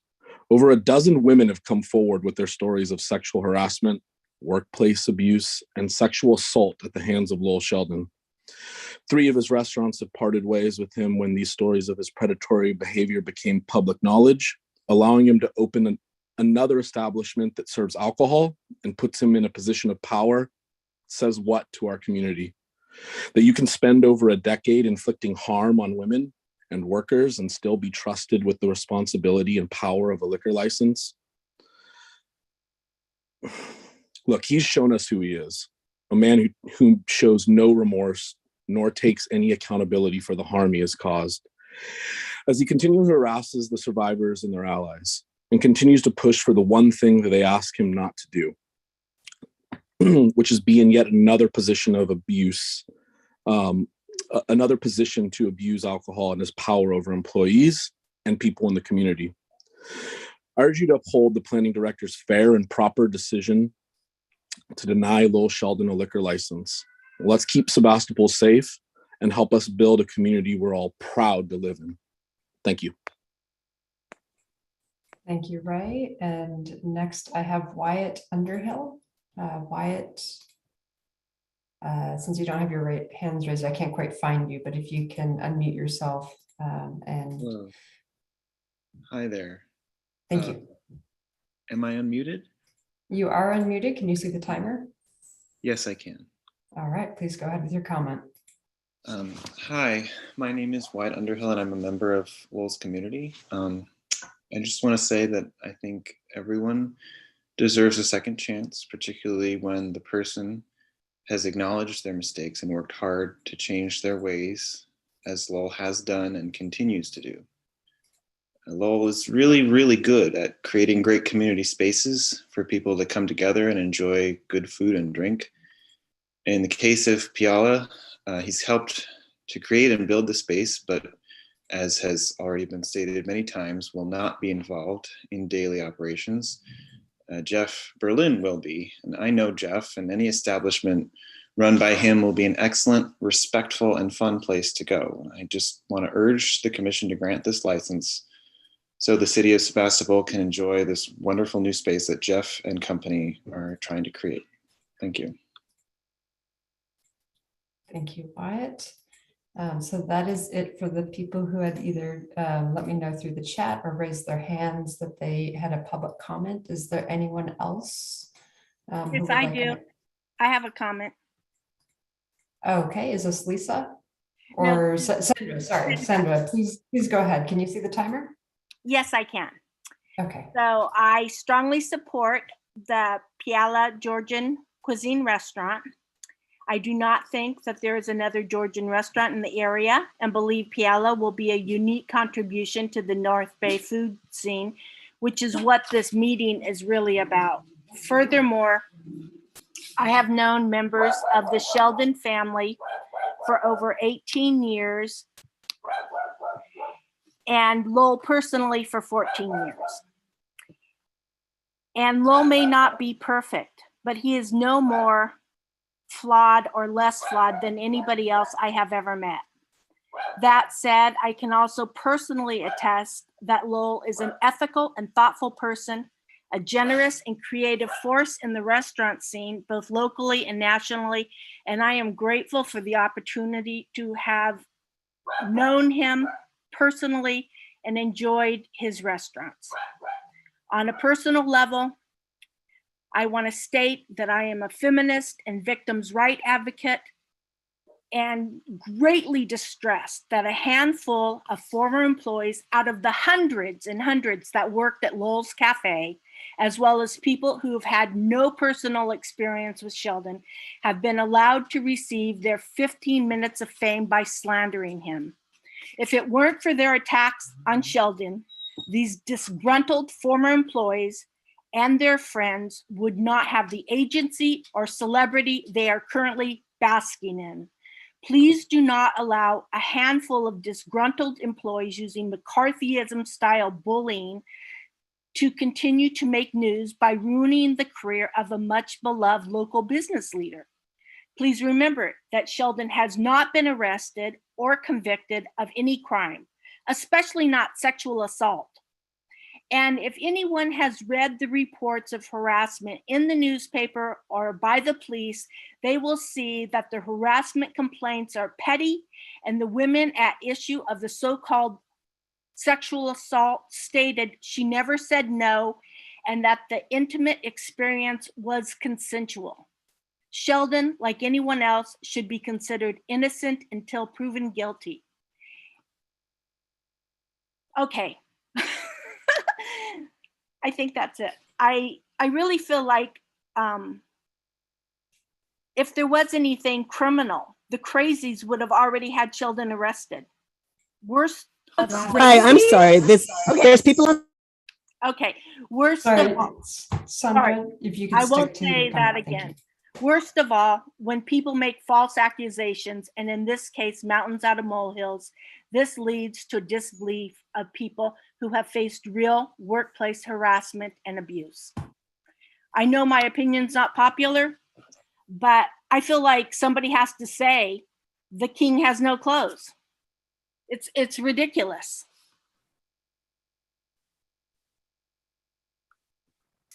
Thank you. Your time is up. Next, I see Lisa Clyde. Lisa, can you unmute yourself? And can you see the 3-minute timer? Hi, my name's Anne Marie Janella, and I'm on Lisa Clyde's computer. We're both here together. We have known Lowell since before he opened Lowell's Restaurant. My comments are not meant to diminish any of the women's experiences. We know that it is human to make mistakes, and that the true test of a character is what a person does in response to those mistakes. I would like us to be considerate to the belief that all people are redeemable, and that all people need to be given a chance to make change and prove their worth. We believe in restorative justice. We believe that Lowell has faced many consequences. He has lost his businesses, his marriage, and had his name smeared over and over and over again. When is it enough? I worry about our community, of which we have lived in all of our lives, that doesn't allow for mistakes. When does a person get a chance to show the depth of his character? When does he get the chance to support yet another restaurateur who wants to make a way in Sonoma County? We support Piala in its full capacity as a restaurant serving alcohol and food. We know Lowell's reputation of putting Sonoma County on the map with his original, unique attempt to feature farmers, healthy food, and unique cuisine. Thank you very much for your time. Thank you for your comment. Next, we have Wolf. And I can't quite catch the last name, sorry. Oh, no. This is Lori Sacco and Wolf. Thank you. Can you hear me? Yes, we can hear you. I'm sorry, Please, we're using a computer that doesn't have a video camera. And so I apologize that our picture is not there, but we're sitting here together. And I wasn't going to say anything. My name's Lori Sacco. I've lived in Sebastopol since 1994. Wolfgang, you've lived here since 1996. We've both known Lowell and his family in various capacities. And my kids were in the Waldorf community, so I've known Lowell from that and through business associations. Wolfgang, you built the Fern Bar, right. And we both worked with Lowell's father, Steve. So I have to say that the comment that made me raise my hand was the one about how I'd like to see our community.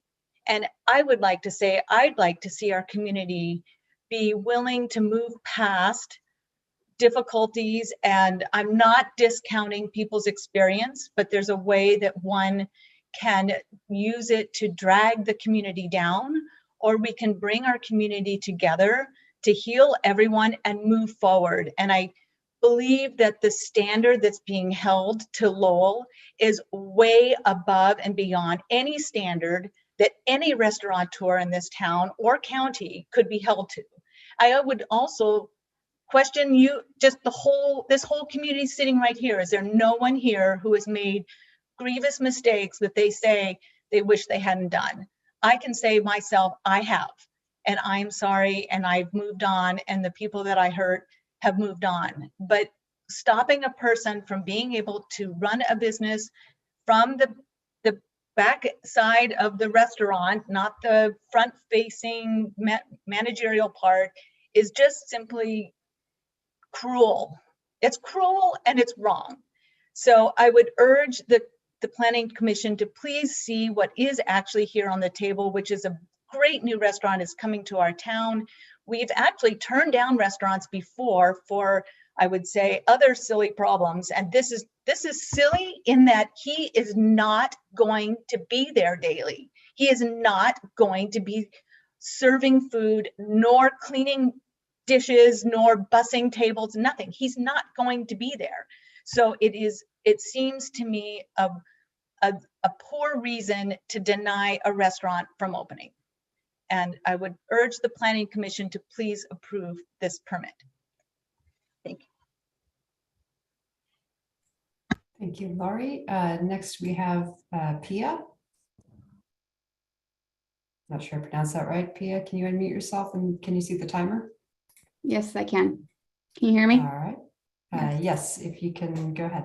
Okay, great. So hi, my name is Pia Geen. I am actually an employee of the San Francisco Planning and Urban Research Association, SPUR, here in San Francisco. It's a broadly based civic organization that promotes good planning and good government in the Bay Area.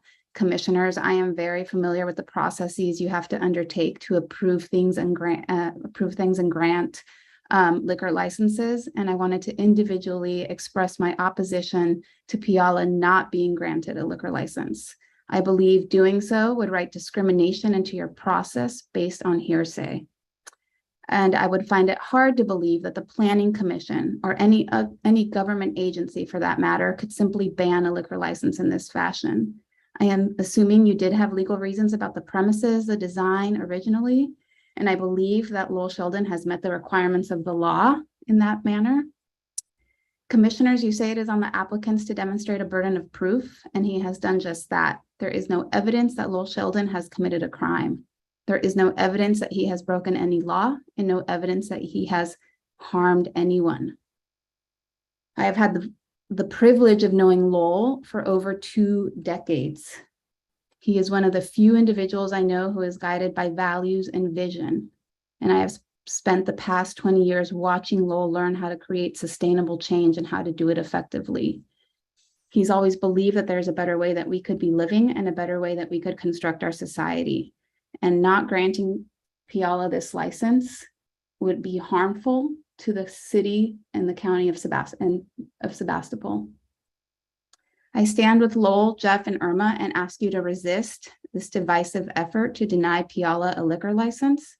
Doing so would impact Jeff, Irma, and others at a chance for upward mobility. Thank you. Thank you, Pia. Next, we have Emily Crumley.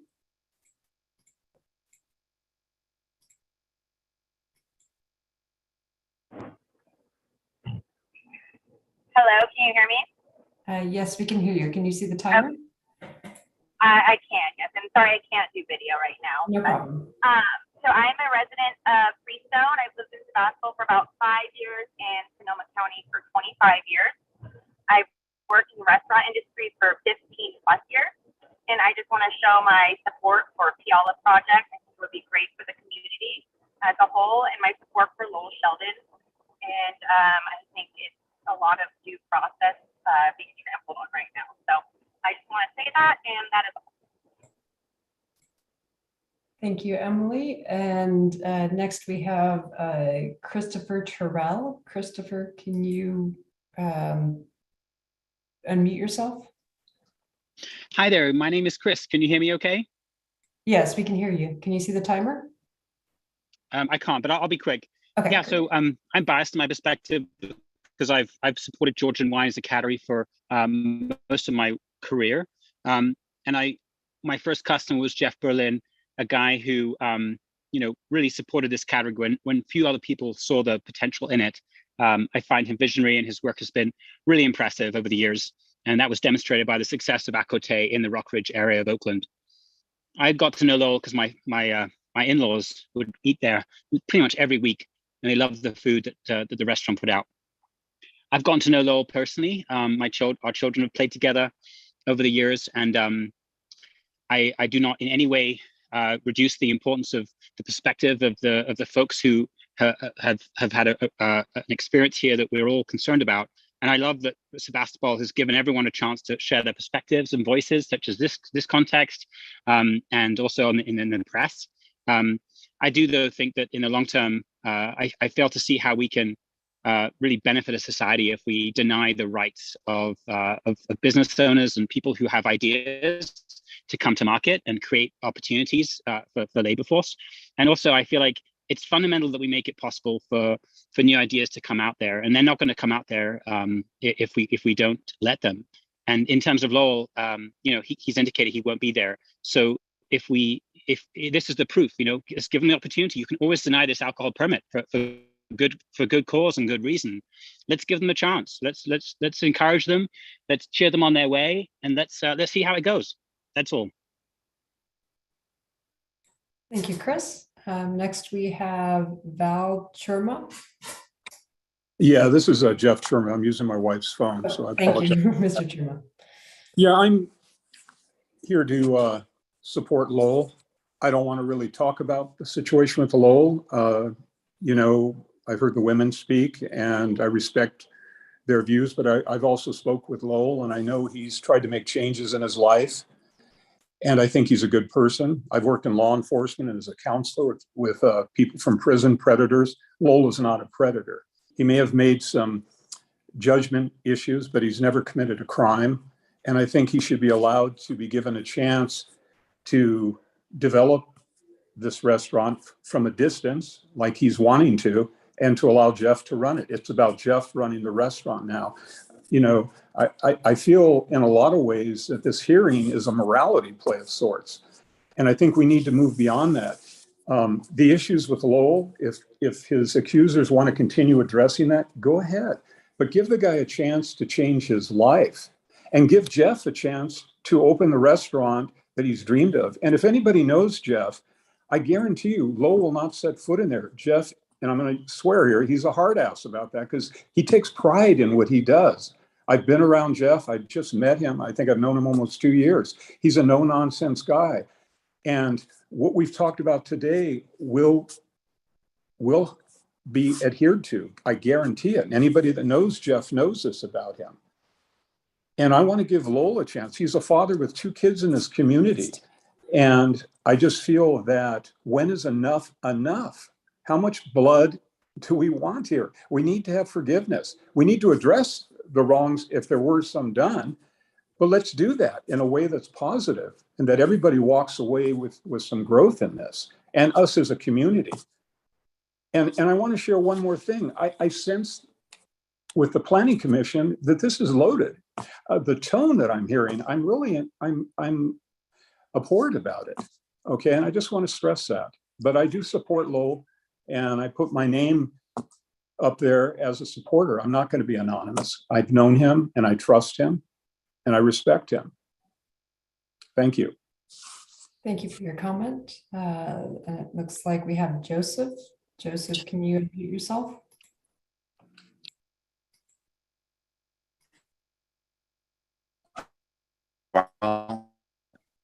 Joseph, it looks like you are still muted.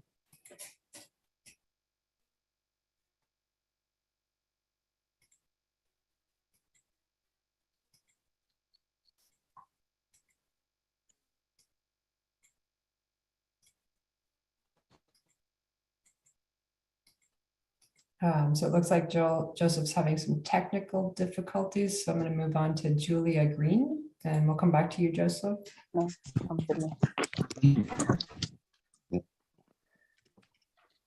Hello, can everyone hear me? Hi, Julia. Yes, we can hear you. I've known Lowell for about 13 years now. And at first it was just my husband and he playing basketball together and meeting him up in the restaurant. And we've grown to be amazingly close family friends. And I've been, our kids have all played together. I've been intimate in the knowledge of all of the proceedings of the last several years, because this has gone on a lot longer behind the scenes than the media frenzy has just gotten wind of. And Lowell had to step back from both of the amazingly incredible restaurants besides Peter Lowell's that he had helped Natalie create, and they're still good co-parents together. And as a person in this community, he's done so many amazing things for local farmers and the sustainable food and farm to table movement. And personally, he's helped my family and I more than almost any of our other friends when we were in, rough times in a transition from another community. And he took us in, and he and Steve really helped us get onto our next place in life. And he continues to just be a person who's willing to admit that he did do wrong and he was ignorant of a lot of things that he, in a statement has said, I'm wanting to learn and I'm wanting to change, and please give me the chance. And he, as someone else just said, would not be right on the front lines of that restaurant, like he had stepped back from the other two. So I don't see a problem with any of the interactions that he would have with this restaurant, besides building a beautiful and amazing place to eat and gather, which he's done 3 other times now. And Jeff as a chef is amazing, and I think that the vision is beautiful, and I've eaten there, and I really think that the committee should grant this. I'm in full support of Puyallup. Thank you, Julia. And Joseph? Yes, Joseph, thank you. Can you hear me now? we can hear you now. Thank you. All right, apologize for that. I'm here today, Joseph Barnwell, a lifetime resident of Sonoma County. I've been following this case, and it really is, a very important for our community to realize the impact that individuals have on this. Jeff, I'm hearing, is a great guy. Not sure what would be needed from Lowell, who has had roles that has not been in the front of the house, but has attacked individuals. And also the fact that he is getting a second chance, third chance, 100th chance, but he has yet to follow what the victims have asked of him. And that is to work with the restorative justice program that he quit, and that he is engaging with the individuals who asked them at this time to not speak with them. And moving forward in this direction puts our community at risk. And I hear these individuals that say the individuals that we need to give these second chances to, for people that are following what they need to get that second chance. And in no way has he been able to do this. Thank you for your time. Thank you, Joseph. Soggy Waffles, if you could unmute yourself and you're next. Hello, can you hear me? Yes, we can hear you. Yeah. Okay, cool. Sorry, I'm not gonna use really my name or my image just because of the repercussions some people have had. Is my opposition to Lowell being a part of this business. Basically, approval of the liquor license for another Lowell's business at this time is irresponsible and dismissive of countless sexual harassment claims. The employees are most of the people coming forward opposing this. The employee pool of Sebastopol is what we're talking about. And a lot of family friends are the ones coming in hoping to engage in the food, which is a beautiful thing. And I do love art and the art of food and wine, but putting Lowell in a position to have part of a business with a liquor license is feels still dangerous for the community. I personally haven't worked with him. I'm friends with a lot of his employees, and so I've only interacted with him after hours, where I've only seen a not so pleasant side of him, but I haven't seen anything for me to come forward to say I've witnessed anything. But I have seen the discomfort in people around him, and the after hour element of him being around liquor and the city deciding to support putting more liquor in places just for more business is I don't know, disheartening as an employee in the area. And so I hope that people traveling to come to live in town that may see employment opportunities there don't end up caught in positions that past employees have been caught up into. Thank you. That's it. Thank you for your comment. I do not see any other public commenters either through the chat with me or raising their hands. So this is the last call for public comment. Okay, I do not see any further public comments. So, oh, sorry, we do have one more, Barbara Hom. Barbara, can you unmute yourself? Can you hear me? We can hear you. Can you see the timer? Hello? Yes, we can hear you, Barbara. Can you see the timer?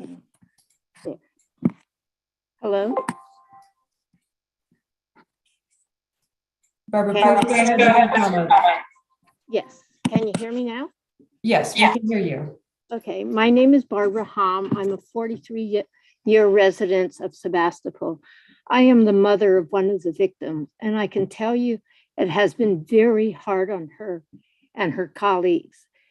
I've met them and heard their stories, and it is not allegations. It is not hearsay. These are real, and they've been hurt. I moved to Sebastopol because I thought it was a safe place to raise my daughter. And I feel this whole thing with the Planning Commission that's happening now is really showing about what Sebastopol is. Are we a town that, like other big cities or other places, that can allow these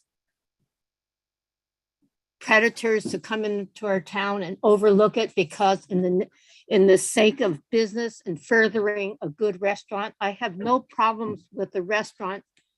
And Piala, I'm sure, will be wonderful or could be wonderful. And I'm sure Jeff Berlin is a wonderful person. But the whole involvement of Lowell Sheldon is unacceptable. Letting him back in our community is saying that it was okay that he did all these things to these young women. And it is not okay. And Sebastopol can't let that happen. And I am actually shocked at some of the comments of some of these other people that say, that says, well, he's a good guy and he made a mistake. He's been making a mistake for 10 years. And to me, a mistake is you forget to bring the milk home. A mistake is not rubbing up against a person's body or touching someone inappropriately. We are women. We need to stand up for other women and not allow this to happen for future generations. I strongly oppose giving him the alcohol license. Thank you, Barbara. Okay, any other public comments? Okay, Chair Fernandez, if you'd like, okay. Looks like we're ready to. All right. Thank you everyone for your comments. I'll go ahead and close public comment now. Bring it back to the commission, and for any clarifying questions for staff think or so. anything like that? Go ahead. And Chair Fernandez, I believe Mr. Hero should ask for 3 minutes at this time. Oh, okay. Thank Go you. ahead. Allow that. Thank you. I'm here. Thank you, Chairman. I'm here tonight speaking on behalf of Piala LLC. Well, you've heard and you've read a lot of terrible things about Lowell this evening. Some of them are grounded in fact, some sensationalized and exaggerated through rumor, and some are simply incorrect. Many of the letters in opposition refer to well-documented incidents as reported in the media, but none of those letters, or for that matter, the media accounts, would be admissible in a court of law because they are frankly pure hearsay. It's also worth noting that no civil or criminal action has been taken based on these described incidents, and even the city's own police department did not reference them in response to this application. Fortunately, the commission is not sitting as the court of law to adjudicate whether Lowell committed the things he stands accused of. Your role instead is to consider whether the proposed use will adversely affect the health, safety, or welfare of area residents, and whether the proposed use will detrimentally affect nearby residentially zoned communities. Note that the city code refers to proposed use, not proposed owner. No one is suggesting that a restaurant in this location, even one that serves alcohol, is by itself a threat to public health, safety, or welfare. Instead, the opponents object to the involvement of a one-third owner of Piala, whom they claim does not behave properly when consuming alcohol or managing employees. We've offered a number of mitigation measures to directly address those concerns. Lowell will have no involvement in personnel management. Lowell will have no involvement in day-to-day restaurant operations. Lowell will not consume alcohol on the premises except if he's dining as a patron. It's hard to imagine what additional mitigation measures could be imposed here to address the opponent's concerns. They demand instead that the restaurant be completely denied the same right that all other restaurants have in this community, namely the ability to serve alcohol with meals. To our knowledge, and that of the city manager, there is no precedent of a business in this town being denied an ABC permit on the basis of such allegations against one of its owners. For what it's worth, state law does not even list such misconduct as one of the bases for suspending or revoking an ABC permit. Yet that is exactly what the opponents are asking you to do, to deprive Lowell and his partners the ability to earn a living in this community. If their objection is based on Lowell's use of alcohol, that has been addressed. If it's based on Lowell's poor management of staff, that too has been addressed. And finally, if it's based on Lowell being a daily presence in the restaurant, that as well has been addressed. That leaves as the only reason to deny this permit the desire to punish and economically ostracize an entrepreneur and lifelong member of this community. We ask that you don't hang a scarlet letter around this man, but let him and his partners open what will undoubtedly be an outstanding new addition to Sebastopol's food scene. Thank you for your time and consideration. Thank you. Okay. Go ahead and bring this back. And Carrie, I don't know if you are legal counsel. Anybody, we need to make any comments or anything before we just continue asking questions from the commission. I didn't hear any questions that need to be addressed. I did not hear any questions that needed addressed from the public. However, if the commission has further questions for the applicant or anyone else, now would be a good time for that. Yeah. Okay, so we'll open it up for questions, or can begin discussion if there are no questions for that.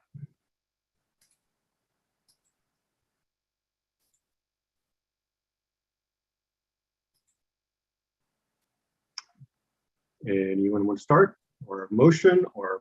Paul has his, Commissioner Fritz has his hand raised. Okay. Oh, sorry. Go ahead. Yeah, I'd be happy to start. I don't have any further questions, but I just wanted to give my initial thoughts. as I'm sure people who are familiar with what the Planning Commission does, this is a rather unusual role for us. In my time on the Planning Commission, I've never kind of encountered, a use permit wrapped around kind of the issues that have been discussed tonight. But it's trying to kind of wrap my head around how to address this. But hearing and reading so much testimony, either supporters of the restaurant or people that hope to deny the alcohol permit, it's a difficult issue. I mean, I appreciate hearing from Jeff and the ideas for the restaurant. It sounds like be a wonderful addition to the community in terms of the restaurant scene. And I would be excited to, dine there. But I also hear so many issues of concern about how Lowell has operated in his other restaurants and people that have been hurt by his, being there. I wanted to talk a little bit about, there's been several people who have made comments. Well, he's never been committed, tried for anything. No charges have ever been filed against him. And I'm sure we all recognize that in the world of sexual assault and sexual harassment, that many of these never get tried. They never go to trial. People have whatever their own reasons are for not wanting to continue on and pushing this. And I think we need to hear and respect that and not deny that these are real allegations. I also feel that there's so many times when someone is indicted and convicted of a crime, the close friends and family always say, that's not the person that I know. And I appreciate the support. Lowell obviously has a great amount of support in the community, and that's great for him. But I do have concerns that, it's easy to not see those kinds of things. And what we are here, what the Planning Commission has to find is that the operation of this restaurant with its alcohol license will not harm people in the community. And at this point, I don't know that I can say that if Lowell is involved. I don't think the proposed conditions of approval would go far enough. I don't know what the conditions would be. I don't know if I would agree to this or not, but how about a condition that he never enters the premises, either as an owner or a diner? I mean, he just is not allowed to go to the restaurant. Because as been mentioned, even if he's there as a diner, people in the restaurant will know who he is. People who work there will know who he is, and he will have a position of authority. And during business hours or after business hours, I do have concerns that I don't know that I can make the finding that this will not harm members of the community. It's not just about the use, it's about how the business operates. Obviously, I had no problem with the restaurant here serving alcohol. I don't think that's generally a harm to the community, but I do have concerns about Mr. Sheldon's involvement. And particularly, I was disturbed. I mean, I'm all for second chances and restorative justice, and I do think people can change, but I'm very disturbed to hear that Mr. Sheldon has had communication with his victims very recently, victims who have repeatedly asked to not be contacted. And that, to me, shows that he has not learned, and he's not respecting people's boundaries. And I think that's what a lot of this comes down to. And I'm concerned that if he is allowed to participate in any way with the restaurant, that could be an issue. And I don't know, if we were to allow this to go forward with the alcohol use permit, and this is sort of a question for staff or council, what is the city's, and I know we can, because I know it's possible, but how would we go about revoking a use permit? If something came to, if we decided to allow this to go forward, they open up and someone has an issue, what can the city do to revoke the alcohol use permit? So it's a question I have.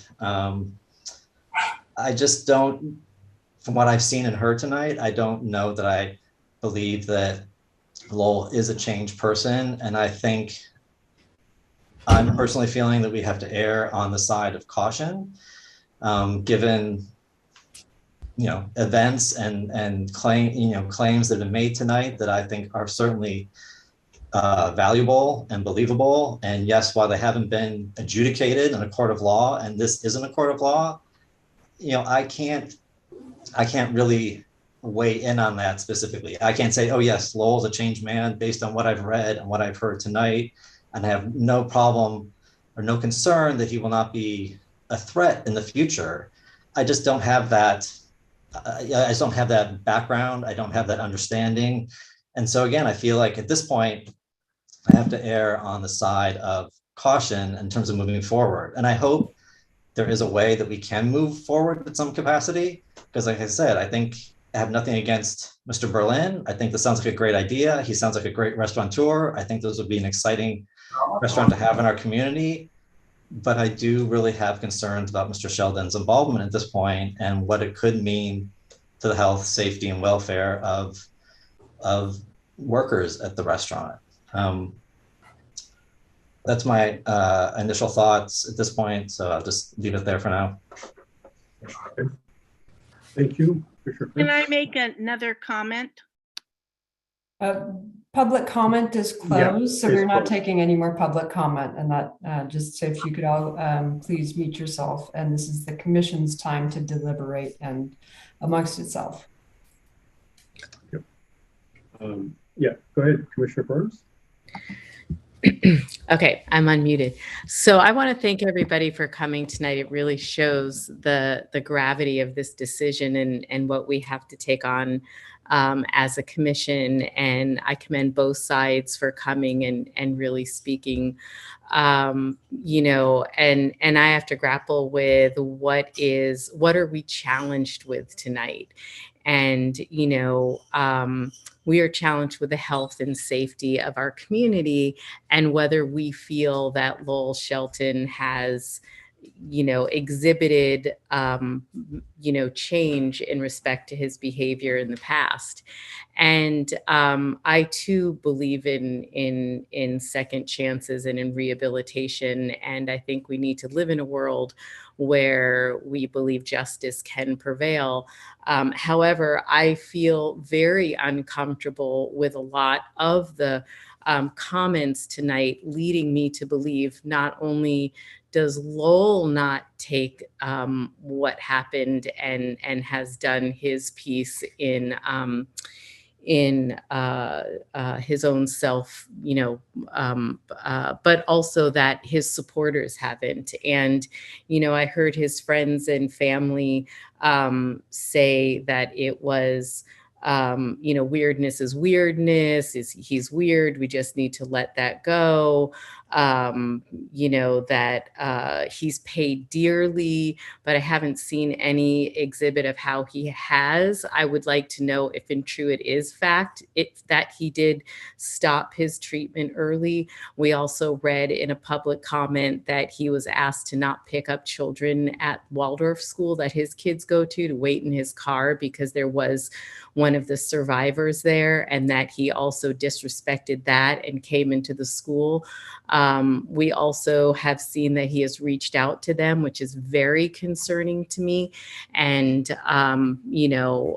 emailed them. And when I think of the health and wellness of our community, I keep thinking if I was one of his survivors and I was hearing this tonight, how would I feel? And would this feel like the community is embracing me, like I'm being held with my health and wellness? Because I can only imagine that they're probably not feeling very healthy. It was probably very difficult for them to be here tonight. And again, we heard that, that he has worked very hard to change, but we saw little evidence of that. As I stated, we saw evidence, to the opposite. I'm very challenged with this because I have eaten at the restaurant in Rockridge and I love it. And I love food. I love wine. I think this would be an amazing attribute to our community. However, that's not what we're tasked with tonight.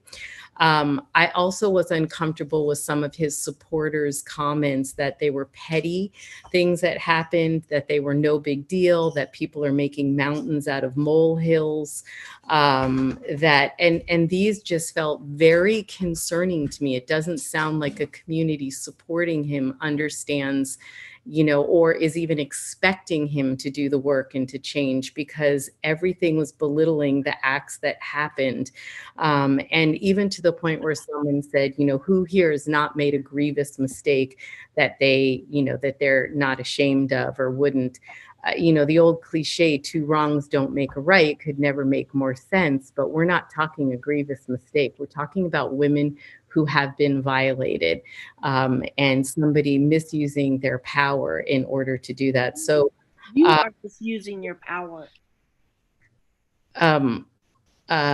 Excuse me, could you please not comment during the meeting? Yeah, if we do have continued comment from members of the public, you will be removed from the meeting for disrupting the meetings. Thank you.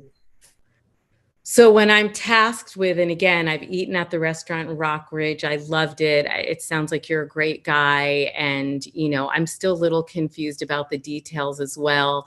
I don't know if this was true, but somebody said that on the LLC and the ABC license that only Lowell Shelton's name is. It doesn't even have partners. So I'm so confused by, by all of that. But the bottom line is what we're tasked with here today is, do we think by granting this, is there any issue with the health and well-being of our community? And at this point, I think our planning director and our plan made, I can't see any evidence to the contrary. So I'm concerned about what we heard and what we listened to tonight.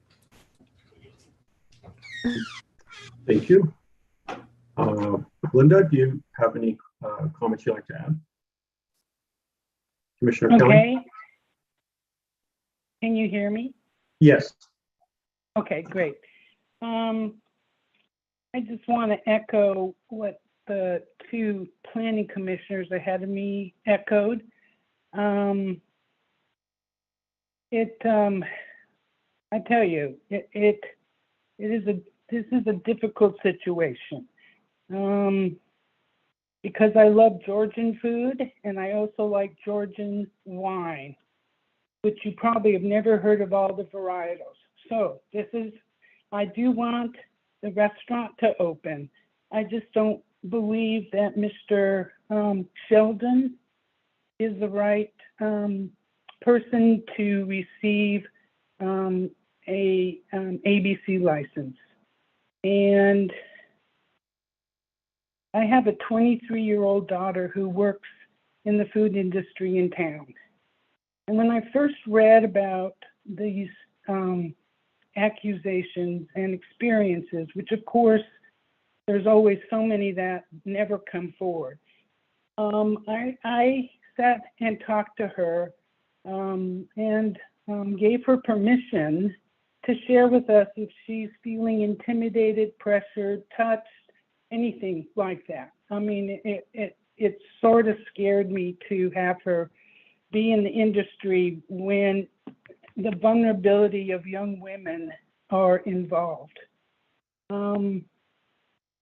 If there is a way that everything can be shifted away from Mr. Sheldon in the ABC license application, and it sounds like also the restaurant is also in his name, but we're not looking at the restaurant right now. We're looking at the ABC license. I know that I personally don't feel comfortable for the employees of any restaurant in Sebastopol at this time. I'm not convinced that enough of taking personal responsibility. I heard too much discounting. And at a time when women and also men, are vulnerable to being pressured into uncomfortable situations that I think we have to be very, very careful. And so at this point, I'd like to figure out a way of having the restaurant be able to get an ABC license and get that good Georgian wine in there, but not have Sheldon be as involved. Mr. Lowell Sheldon, I mean, not his other family members. I don't know what we need to do with our council that's here representing the city, and if he has any recommendations after hearing the comments from the from the commission, and would like to get a little help from him if it's possible, and the pitfalls of us moving in this direction. Good. And Thank I you. want to thank the women, all of them who showed up, and also their supporters that were concerned about this issue. Thank you. Okay, I guess it's my turn. Well, it's just clarifying what some of the commissioners have said. It's, it's not about, I've heard comments about Jeff and, his experience background with rape person and so forth. That's not in question. It would be great to have that type of restaurant here. That's also not in question. With second chances and so forth, I think that to me, it seems like we need a little bit more time to see the results of that. And I think that, bottom line is the potential is there. And if I were on the fence with this, the question to myself would be, would I feel comfortable to have my daughter work there? And the answer to that is, I couldn't say honestly I would. I feel a little concerned about it. And I don't know that any conditions can be placed to ensure that, other than him not being part of it. Even with the best intentions to not have him come in, unless they really need it, it's still allowable and still can happen. And that goes back to providing that environment for that. And I think that it's just it's a risk, and I'm not, if the burden of proof, I'm not 100% convinced, honestly, that to go through with this, to reverse the denial and feel like I've made the right decision. So I have doubt in that. So based on that, it would be difficult for me to do that.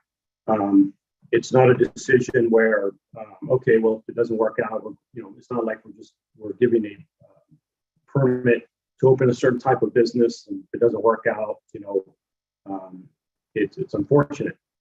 We're talking about people's lives and their rights and so forth. And with everything going on, I don't want to add to that. And I think that shouldn't be, it should be not, people need to go such lengths to bring these types of things to the public. I appreciate the support that he has, and I'm sure as an individual, fine person, I have no doubt as to his skills and experience and his artistic abilities when it comes to a restaurant. And that's, again, not what's in question here. I guess I'm in line with the other commissioners and my concerns with this, to deny this, or excuse me, to grant the standpoint. And I think Director Sprongton, you wanted to clarify the difference between an ABC and what's really being applied here. So I just wanted to. Yeah, thank you. And there were a couple of questions from Commissioner Burns as well regarding. And I see Commissioner Fritz as well. Yeah. So so what is under review tonight is the use permit for an alcohol license at the local level. This does not include the ABC license process. John and I are in contact. John is the closest contact with the individual at ABC who's overseeing this application. And so one of the requirements is that all owners, including the third owner who's silent and not involved, and my understanding lives across the country, are all required to be on the ABC license. However, that does not preclude so the ABC license is one of the requirements is that the local zoning permit is granted. So what we're reviewing tonight here is the local permit based on the testimony and based on the criteria that and the evidence in the record, as well as the criteria in the zoning ordinance. And I'll ask Ed to give a little bit more guidance on that. But what I am hearing from some of the commissioners was questions about potentially conditioning further restrictions, it sounds like, on Mr. Lovell's involvement. And so that is certainly something that can be discussed. The applicant would need to accept those proposed conditions and be acceptable to them. The way a conditional use permit works is obviously we have say a restaurant, which is allowed by right. There are whatever regulations in the city's code that they need to comply to, whether that's the noise ordinance or maintaining the parking and all those types of things, but there's no discretion to that. For a conditional use permit, what we do is if it's not, the conditions are in place to ensure that the criteria of the use permit is met, so that so can it be conditioned in a way that you feel comfortable that the burden of proof regarding the health, safety, and welfare of the community can be met with the conditions of approval. We have not provided either a resolution with findings either way or draft conditions for you tonight. If that is a direction you'd like to go, it's actually why staff drafts these prior to the commission's review, because they do need to be done in a way that's enforceable and objective in their metrics, and we can do that for you certainly if that's the direction tonight. What happens with the conditional use permit is those conditions apply in perpetuity to the license, and if those conditions are not adhered to, the planning commission and staff can refer an application back to the approval body. In this case, it would be the planning commission for review, and it can be revoked due to non-compliance with the conditions of approval. And so that would be a subsequent public hearing after the use has started, and if staff is hearing reports or the city is hearing complaints about non-adherence to the conditions of approval.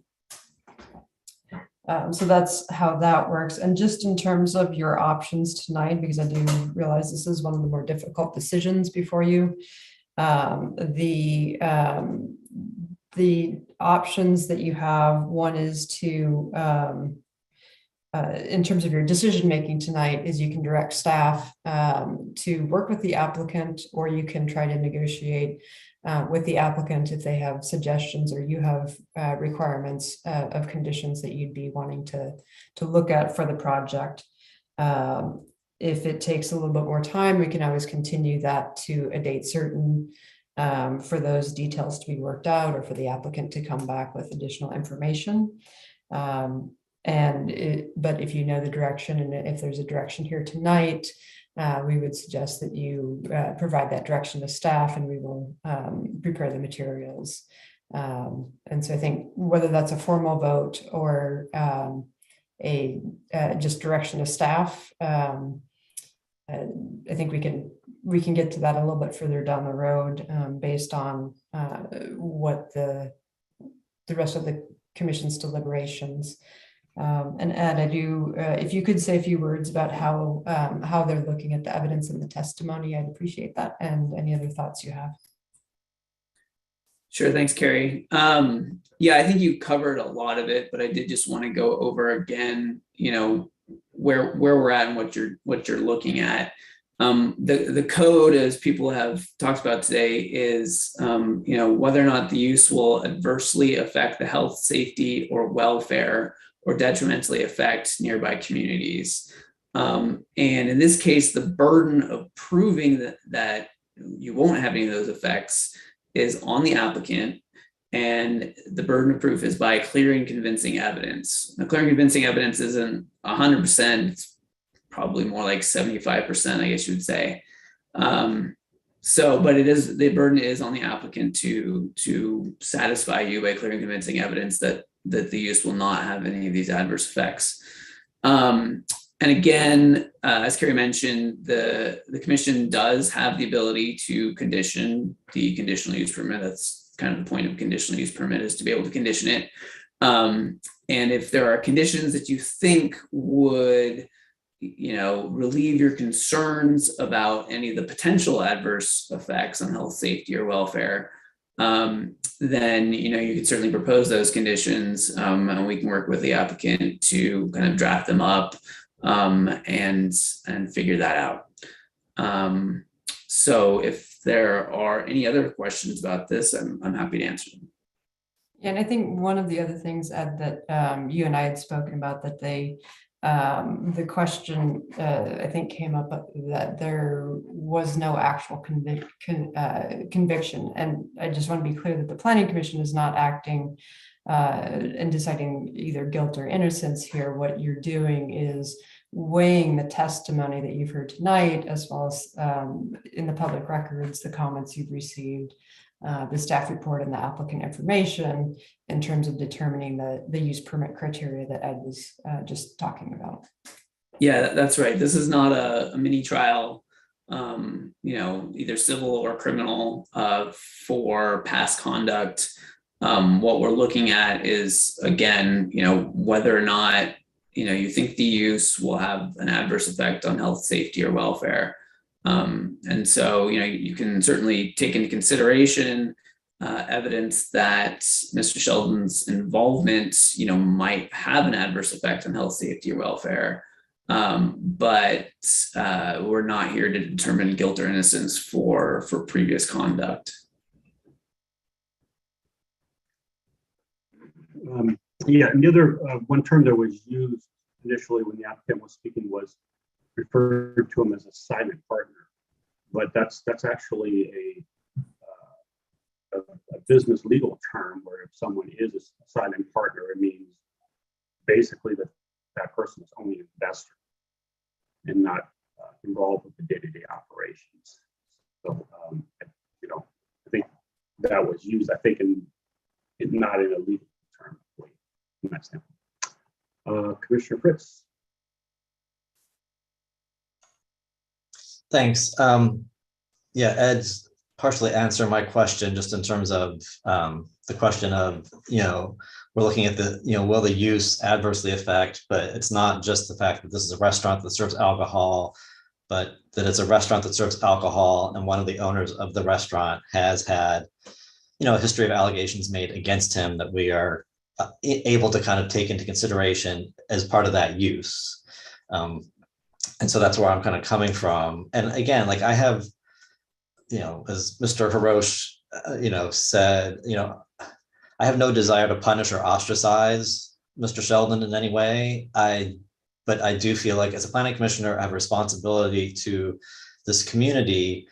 And from what I have seen and heard in this testimony, I think, as Ed has mentioned, this is not a trial. I don't know his guilt or innocence, but don't think that I'm comfortable at this point. And I agree with what has also been said by some of the other commissioners. I hope we can find a way to allow this restaurant to open, because I think it would be a good addition to the community.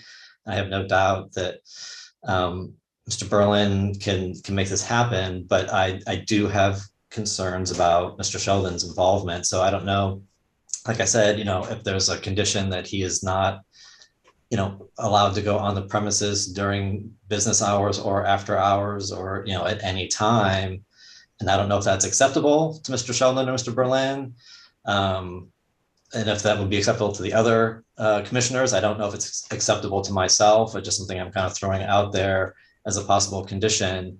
So I guess I'd like to hear other people's opinions about that, including the applicants, if they think that's something that's workable, or if they have any other ideas about how we can make this workable. And again, maybe Lowell has changed. I just don't feel like, from what I've seen and heard today, that I can make that judgment call. And I also kind of feel like no matter what the commission decides tonight, it's very possible that this will get appealed by someone to the city council. So we probably don't have the last word, but I think we can do our best to make our best decision tonight, or I guess we're not making a full decision tonight. We'll make a decision at a future meeting, but in terms of giving staff direction on which way we're going, tonight.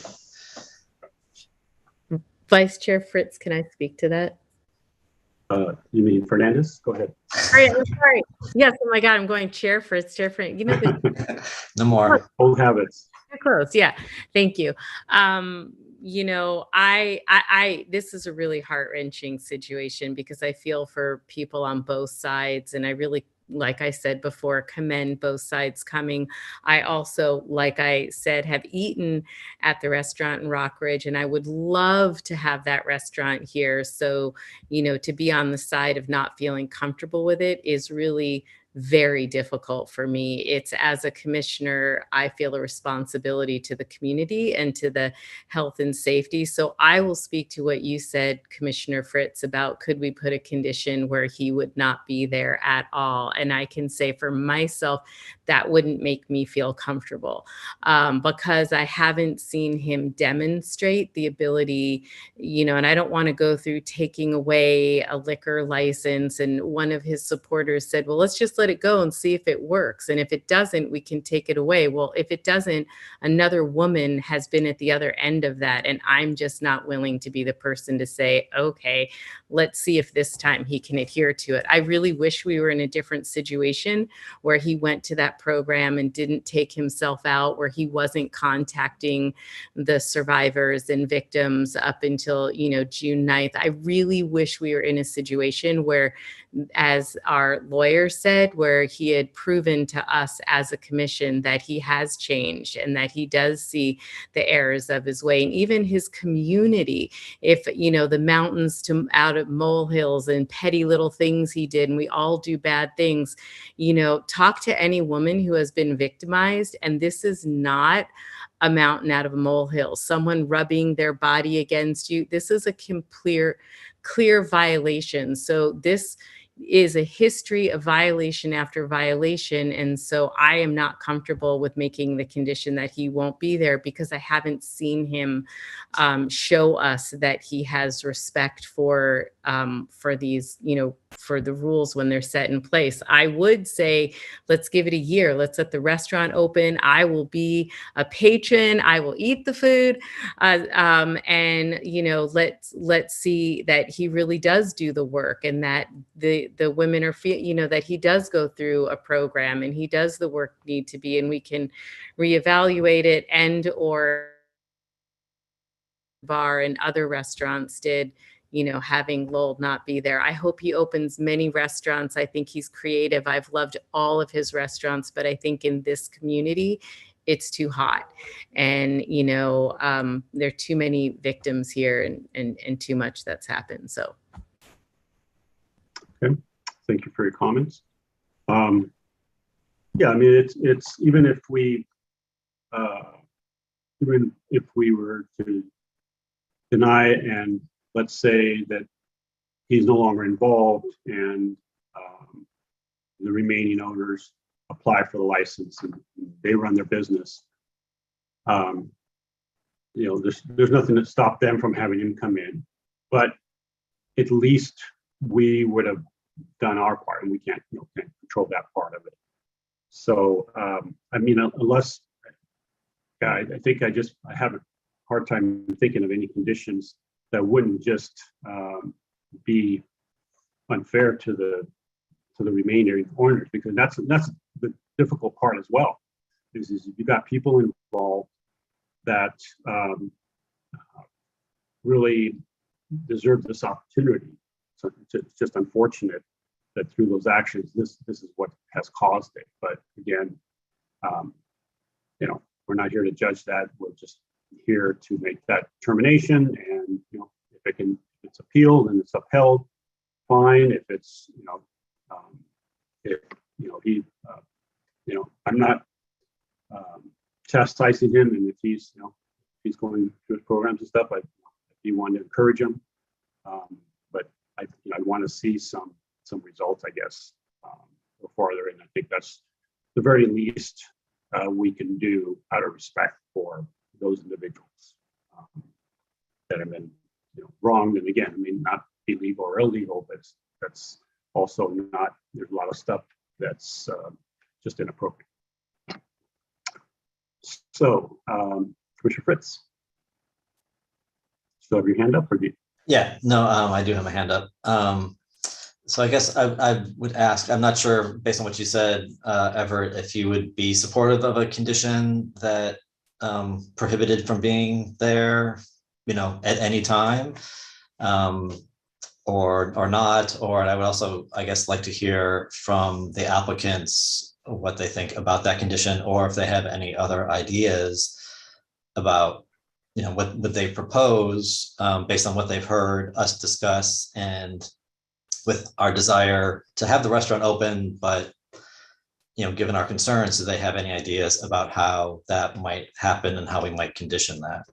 Yeah, I mean, I would possibly be open to that condition, but it would also have to be that he is not the principal applicant for that, so that somebody else is the applicant, and I think that would help my consideration. But yeah, I'd also like to hear from the applicants.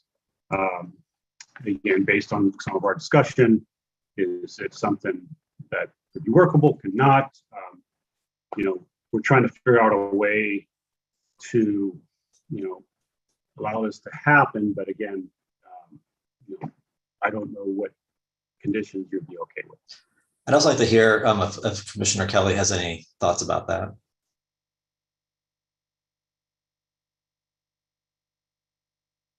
Linda, do you have any? Go ahead. Okay, thank you. I had to unmute myself.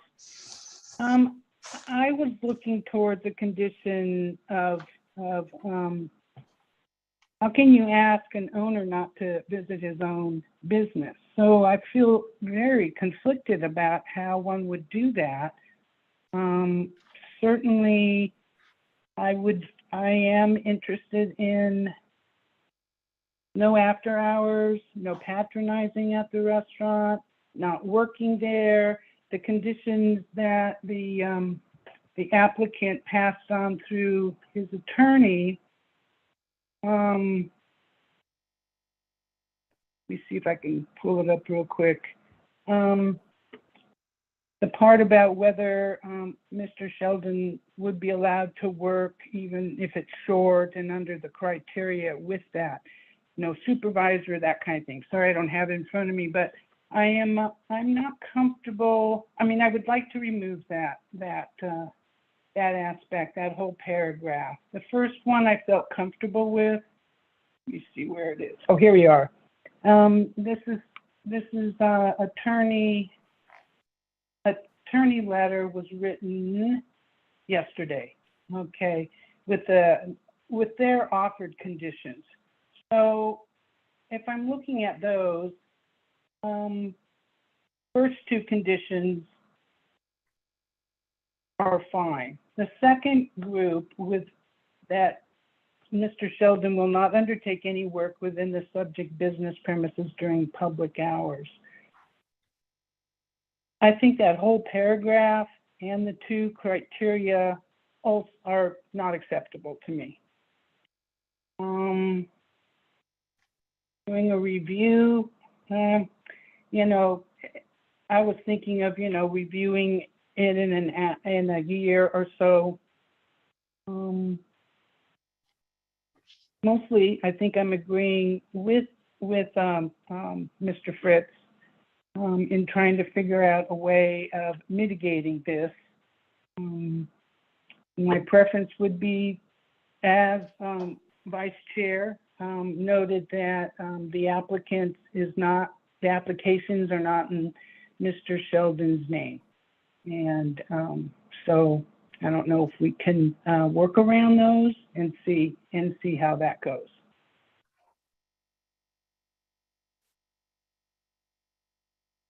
That's how I feel right now. Thank you. Yeah, Mr. Harsh, you want to go ahead and make, if you have some comments to make? I'm sorry, is that to me? Yes, sorry. Yeah, so we're amenable to Lowell not working on the premises, period, when the public is present.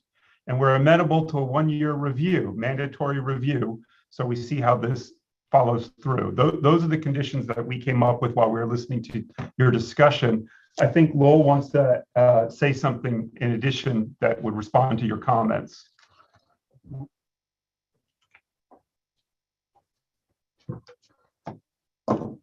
Thank you. I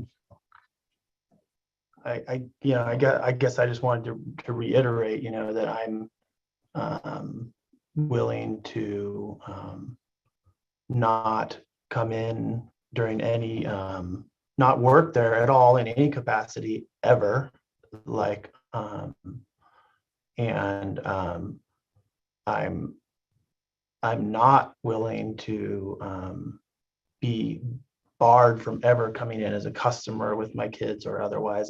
I'm happy to not come in after hours, only during business hours to dine, you know. But if the commission can't find a way for me to be able to come in to this restaurant as I come into any restaurant in Sebastopol, except for those in which owners have other opinions about, you know, if the ownership group, you know, wants me to be a member, and then I should be free to do that, to be a customer, you know, a guest in the dining room. And I can agree to every other mitigation that we would agree to not coming in after hours or in any work capacity. But if we can't find a way to allow me to be a citizen in this town, then we're going to have to, then we can't agree to that.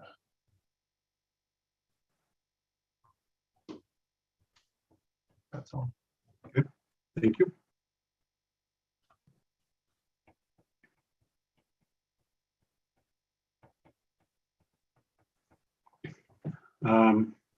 Any further comments from commissioners?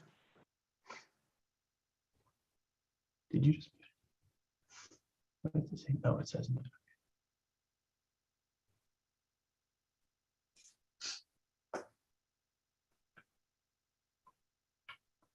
Oops. Go ahead, Paul.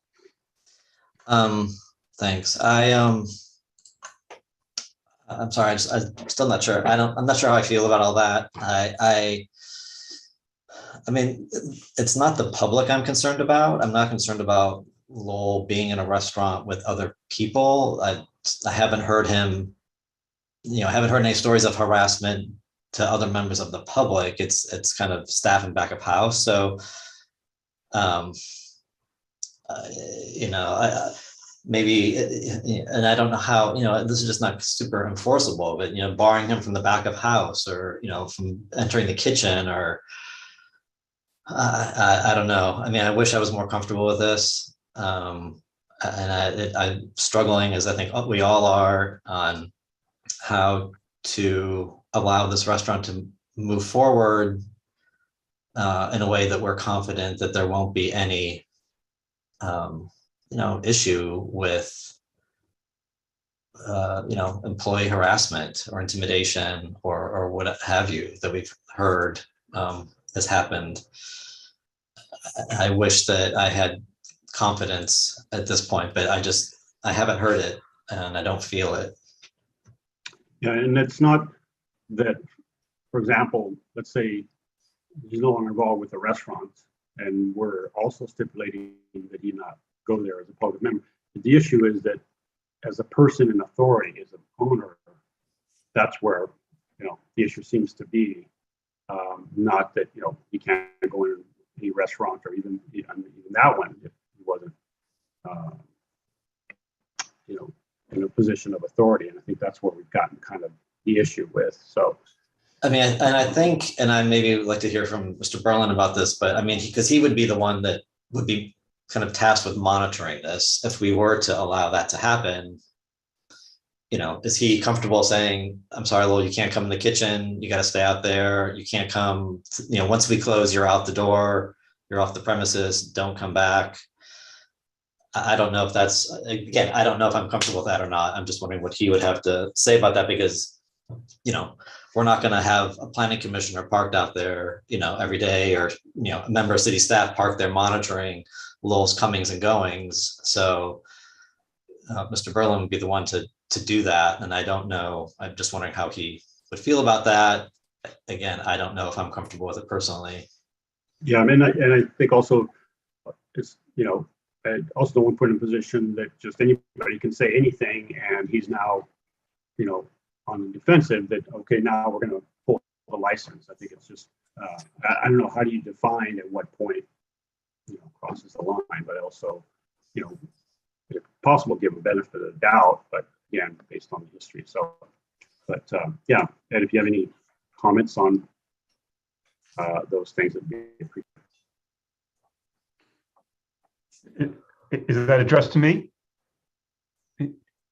Sorry, I'm having a little audio difficulty obviously here, but yeah, Ed, if you have any comments based on those, we were talking about the conditions, if any of those make any sense or concern. I mean, how do you enforce them? Asking somebody not even to be a patron of a restaurant, that's, how much leeway is there and at what point you kind of get, out of line. And the same thing, if an owner of a restaurant, we're acknowledging that to get, he has to go in at some point to the business, but I'd just be curious, any comments? Okay, so what I think would be a condition that could possibly satisfy what Commissioner Fritz was speaking to is Lowell's right to enter the premises would be no greater than that of any other member of the public. So when the business hours are done, he's out of there. The member of the public does not go into the back room, into the kitchen. He just is a diner like anyone else. And because of that, that's going to be his role as a diner and a silent investor at that point. And how do you monitor that? Believe me, you got a lot of people on this Zoom call and who have written you who are going to be with their eagle eyes calling up the planning department saying, I saw Lowell go in the back kitchen. I saw Lowell there, after hours. You'll learn about it quickly if he violates it. But that is a condition we are willing to abide by, that he has no greater rights to be on the premises than any other member of the public. And Jeff, who just returned, I'm sure would be able to, enforce that. Do they want me to make a comment on that? Jeff has now returned. Would you like him to comment on that? Yeah, sure. Okay.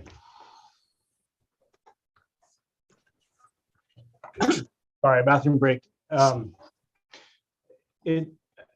caught half of it coming back, but essentially, of course, opening and running this business is the ultimate of importance to me for my own personal reasons, obviously, but I don't want to open a business in this town that's not in a way that's going to work for everyone or as many people in this community as possible.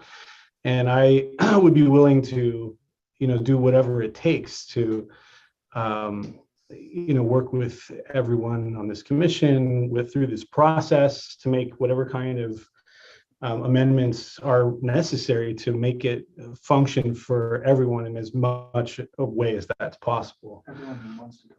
Yeah, everyone that wants to come visit our establishment.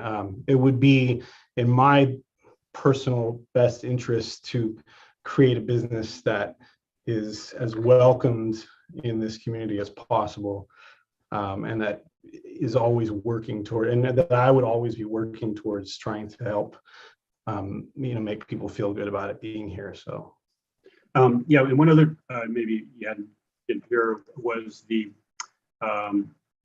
fact that the application is in Lowell's name for the alcohol permit or the restaurant. I don't know enough about if we are granting this permit not to him but to you, if that's.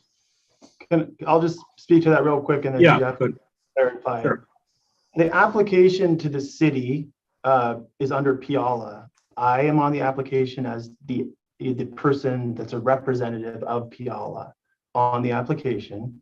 The LLC is in all three of our names. There's 3 people on the LLC. We're all 1/3 partners, as is the liquor license. That is legally how those 2 things must be. There's no request on the application for the city that it's a different. Of course, if you want us to change anything about the application, we're happy to work with you on that. And, the other question, Jeff, was, if we agree that I will only come in as a patron, how would you, manage that? And I think you can speak to that because, we're both going to agree to it and it's in our interest to do it. But how would you manage that? I think it's simple. You would let me know, that, you would enforce what we agreed to because we're. I don't know. It's of course. If it's something that we all agreed to through this process, then I wouldn't even see it as something that would ever need to be enforced. I mean, if Lowell and I are partners and part of this process together, then clearly I wouldn't even see it as something that would need to be enforced. But of course, I would do whatever it would take to make sure we adhere to our agreements. So, okay. So I'm kind of hearing some interest possibly in some conditions. So I'm just wondering, Carrie, from here, it's, I guess it would be too vague to, or would it, to say, some of these things that we talked about to come back and add some more conditions, or, see what the language is, or with the commissioners. I know Commissioner Burns said she's not comfortable with any type of conditions. And I see she's got her hand up, so I'll give her a chance to respond to that. But maybe you can give us a little direction based on the comments that you've heard after her comments. Sure. The commission, if there's direction to draft conditions, we can certainly continue item to the next meeting, and then Ed and I and Bob and the Piala folks can work on bringing conditions. You're bringing conditions of approval back to the commission for their consideration. I think in that case, because it sounds like there is some concern about what the wording of those conditions would be. I'm thinking we would, I would probably recommend that you not take a vote at this time, but just do either a straw poll or direct staff to work with the applicant to see if we can come up with conditions of approval that the Planning Commission then can continue the hearing and then consider those, as well as any other conditions or things that may be come up in the meantime between us and the applicant. Go ahead, Commissioner Burns. Yeah, I still don't feel comfortable with conditions. And I will say what's going on for me and what I feel like is being lost here is my desire to have this restaurant for selfish reasons in this town, and what I think is my responsibility as a commissioner. And I guess when we gave Lowell the chance right now to say, hey, if there was if you were never allowed on the premise and we give you what you're asking for tonight, would you do that? And he said, no, I won't do it. I want to come as a customer. And, at this point, I would just be willing to do anything for my partners to get it. But more than that, what we've heard from testimony and what I can speak to you as a business owner is if I go to my business as a customer, I still am there with a power of authority, regardless of if my family goes in there, they're like, oh, does it look clean? Did it look clean for Deb? Like, you cannot go to an establishment that you are a part owner of and not have authority. And so, some of the comments we heard earlier was some of this happened when Lowell was a customer.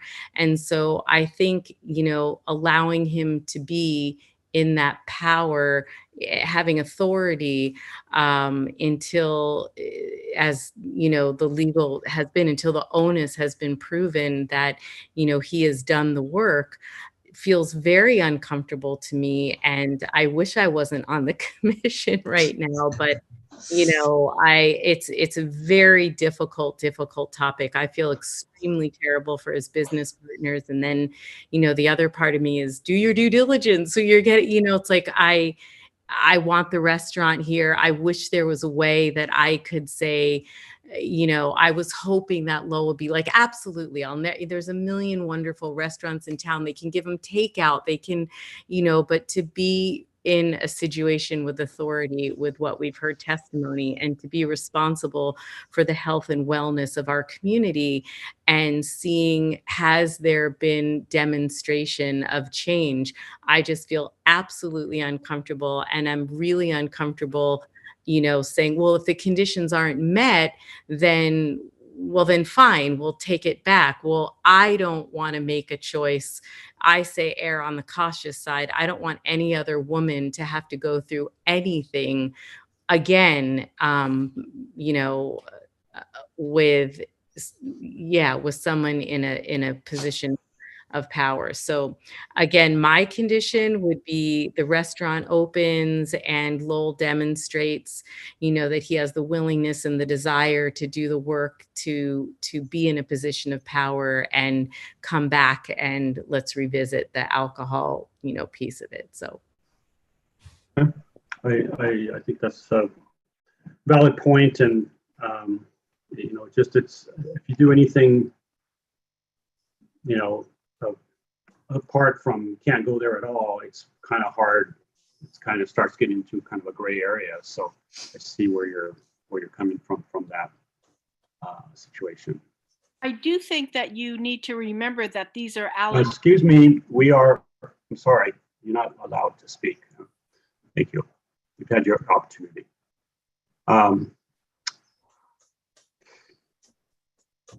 Let's see,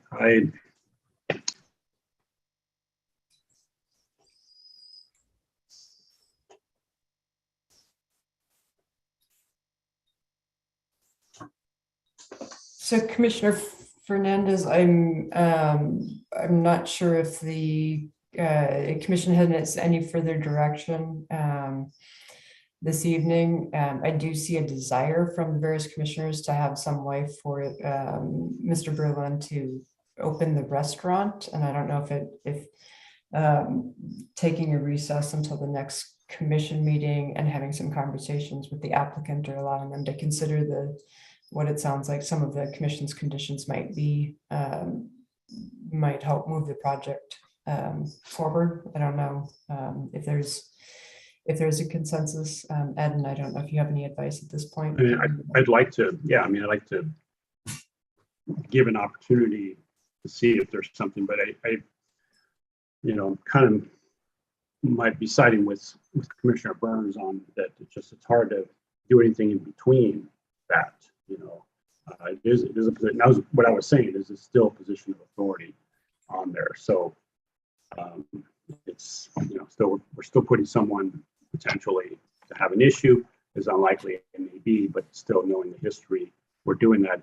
It's not like, last week where we're discussing a parking situation, permit for, the Peacetown music, and if, something doesn't work out right, well, there's hurt feelings and so forth. And, this is a lot more serious than that. So, the idea, oh, well, let's try it out and see how it works out.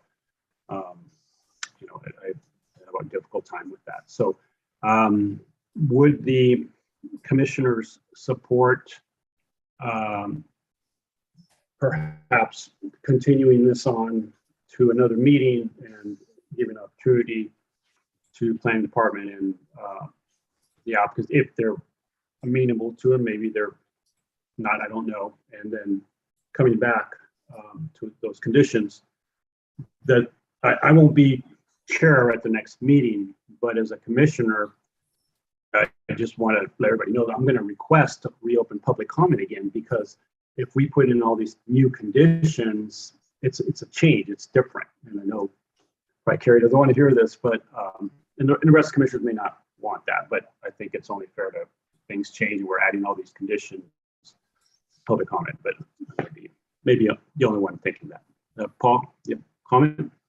Yeah, I would like to have, I think staff and Ed and Bob and the applicants have heard our concerns. I think that's clear where the commission is coming from. All four of us that are here tonight, and I would like to continue to the next meeting to see if we can come up with some conditions that would be acceptable. And maybe they won't, but I'd like to give it a try.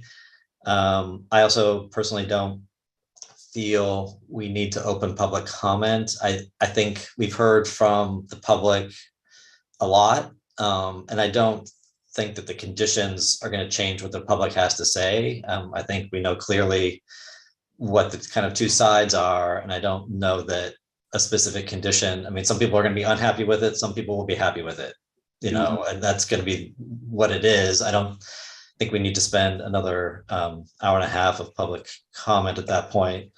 I have to say, I appreciate everyone's participation in this. I've been on the commission about 6.5 years, and I've never heard so much public comment, or I think we had about 200 pages of public comment. I've never experienced that before. So obviously people are very passionate for, both on both sides of this.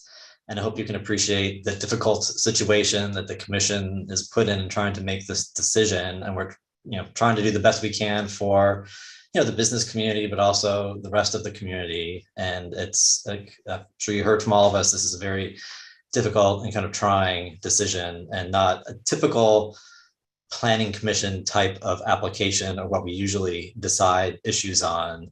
So please bear with us as we try to kind of muddle our way through this kind of unusual application. Good point. Yeah, Ed, go ahead. Ed, go ahead. Yeah, so seems to me, and correct me if I'm wrong, but it seems to me you're at a decision point in the evening, and so I just wanted to kind of sort of lay out the options for you. I'm not hearing consensus for approval with the conditions as written. So here are your three options, I think, and you would need one of the commissioners to make a motion on this. One is to vote to deny it outright tonight and ask staff to come back with findings and a resolution for denial. Option number two is to continue the hearing to a date certain, leave the public comment open, and direct staff to work with the applicant's attorneys to come back with conditions of approval that would alleviate the commission's concerns. And then the third option is similar, except you would close public comment period and direct staff to do the same thing in terms of the conditions of approval. And Ed, can I ask one clarification on that? If in terms of the public hearing has been closed, when you say closing public comment, does that include written comments that the city might receive in the interim, or just simply not opening public comment again in the future? Well, I mean, the public's free to write letters as much as they want. It's whether or not the commission wants to hear further testimony at the next meeting or not. Okay, thanks. Okay. Anyone want to make a motion? Good. Ms. Fritz? So I would like to make a motion. I'd like to move that we continue this application to a date certain of the next planning commission meeting without reopening public comment. I would second that. Okay, and that is the July 12th meeting. And Is that enough time for what you and your staff need to do, Carrie? I hope so. We'll certainly try to have. We'll get it done. Thanks, John. Yes, I think it is. I think we'll be fine with that. Okay. Carrie, can you clarify for me? I'm sorry to interrupt, but can you clarify me what is your staff? I mean, if we're just tabling it, then what are you doing between now and the time we bring it up again? And Paul, as the commissioner who made the motion, I'd ask you to clarify that since it was simply to continue the item. So far, what you've asked for is to continue the item to the July 12th meeting and to close the public hearing. Yeah, and to bring it back with possible conditions for approval approval of the appeal to allow the restaurant to open with an alcohol use permit. I would like to see conditions based on what we've discussed tonight and our concerns. I'm not guaranteeing that I would vote for the approval of that, and we haven't taken a straw poll or anything, and I'm just curious to see what we can come up with. And I think it will all give us some more time to sit with this, to figure out how we feel and how we want to move forward. Again, it's not an easy situation, but I want to be able to say we put our best foot forward to do what's best for the community. So I'm willing to continue the hearing with staff coming back after consultation with the applicant to come up with some conditions that would allow this commission to move forward. And I hear that Commissioner Burns is not comfortable with the alcohol portion at all, and that's fine. And maybe I'm not either, but I'm willing to kind of give it an opportunity to hear how we might be able to resolve it. Thank you. Yeah. And just as the direction that I'm also hearing is that it does, one of the concerns is the position of power, whether a customer or they're as a worker or someone working at the restaurant. So yeah. Okay. Yeah, but I think if I understood Commissioner Burns correctly, the only thing she would consider would be not even that, to be allowed on the premise even as a customer. I think that's, is that correct? I mean, no, it's not. I mean, I really feel like we should not grant not do it at all. Okay. Because what I'm understanding from our legal team is the onus is on Lowell Shelton to demonstrate that he has, done the significant due diligence that he needs to understand the ramifications of the actions he's took. And in my opinion, he has not exhibited that to us today, nor has any of the testimony on his behalf. They all minimized what happened to these women. So because of this, I wish it was different. I want this restaurant. I want this to happen. But because of this, there is no condition at this point. I would say, let the restaurant happen, let Lowell do his due diligence. He has shown that and then come back to us in a year. It's so that's exactly where I stand. Right, but he can still have. I mean, we can't control that he can go into the restaurant. I mean, if we deny the, Yeah, absolutely. We can't control, and I think that'll give us a good reference to see how does the staff feel? Is there any abuse of power? Like, yeah, we can't, and he made it very clear that he will go as a patron. Which again, to me, showing that you understand the gravity of this situation would be like whatever it takes.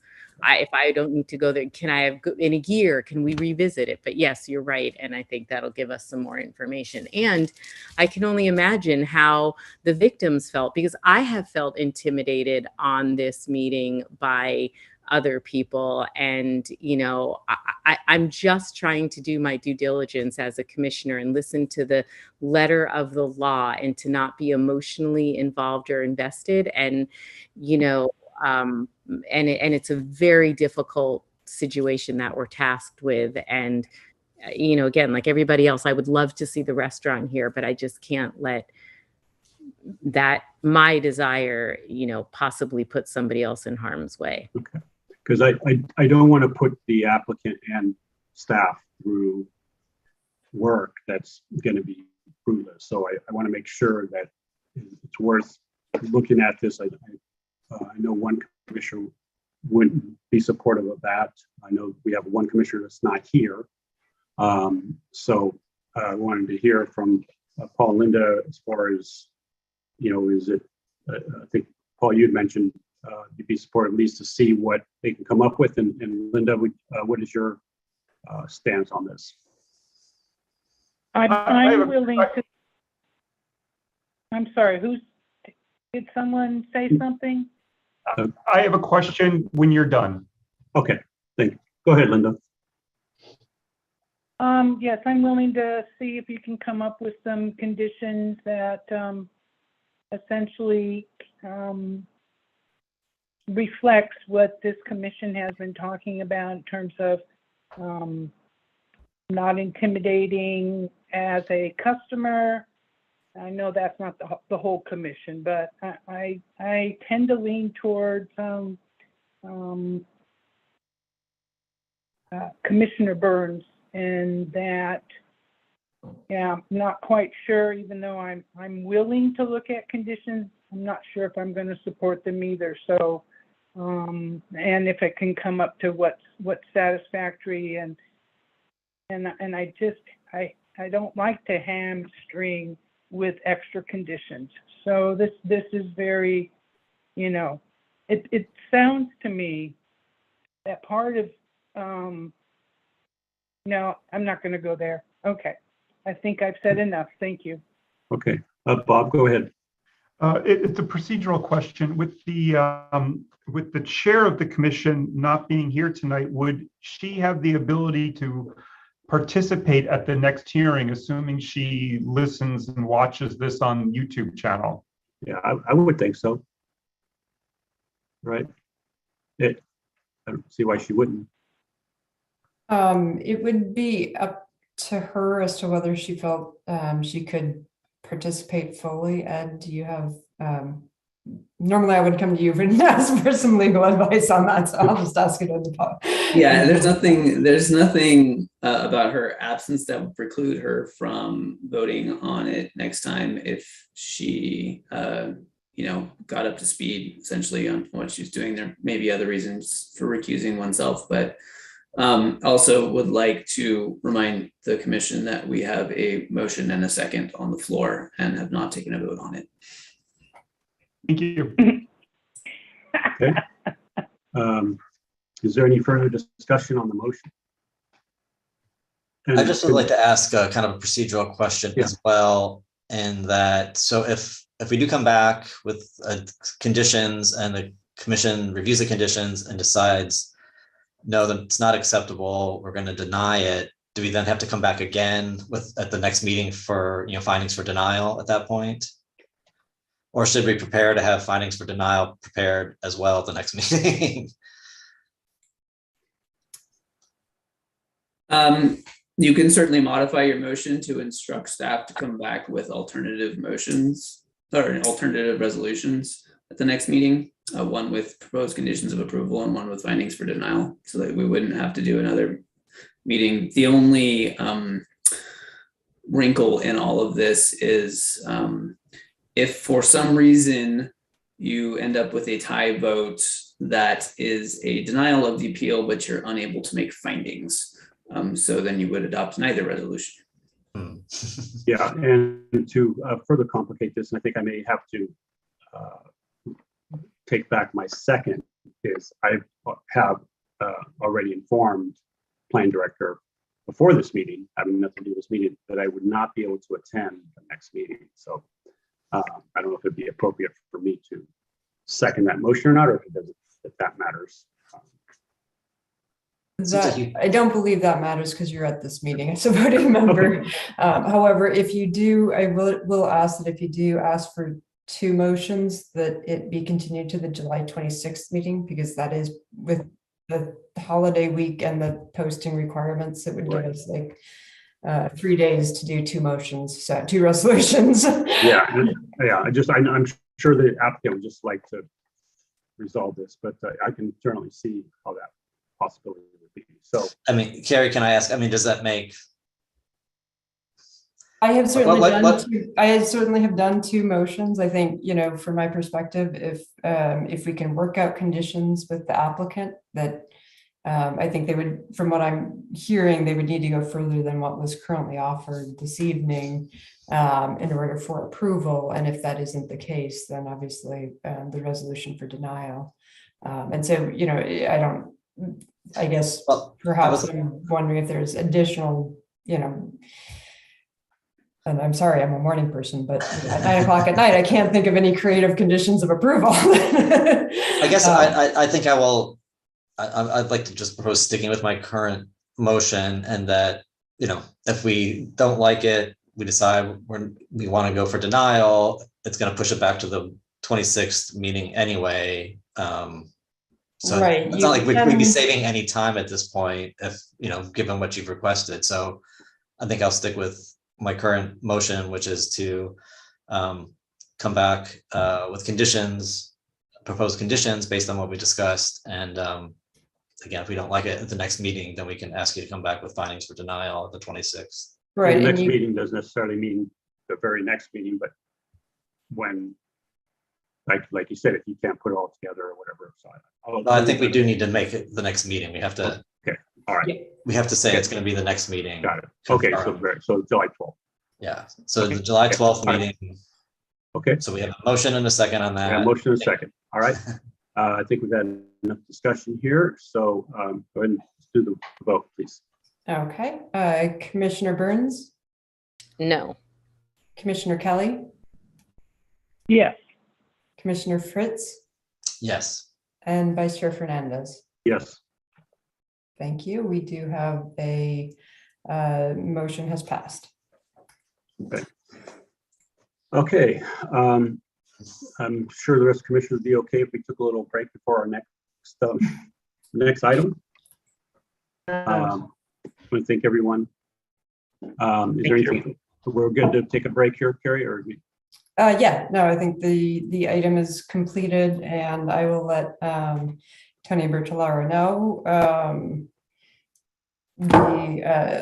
So it's 9:19. If we could reconvene at 9:30. Can we make it just like a 5 or 10 minute break? Okay, then. Or I guess 10 minutes is 9:30. That's fine. Never mind. Sorry, I was thinking that was a 15-minute break.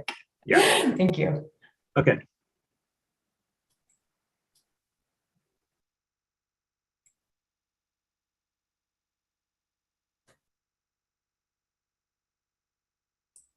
Carrie?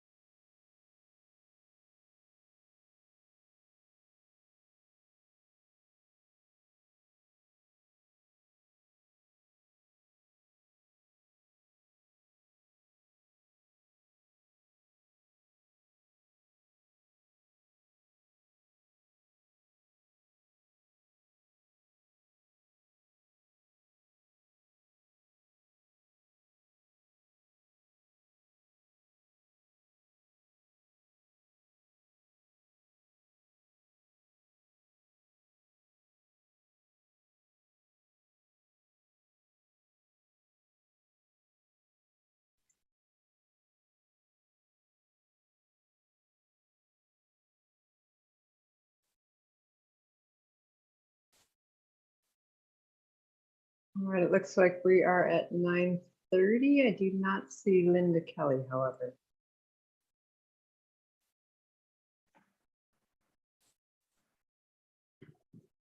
Give her another minute.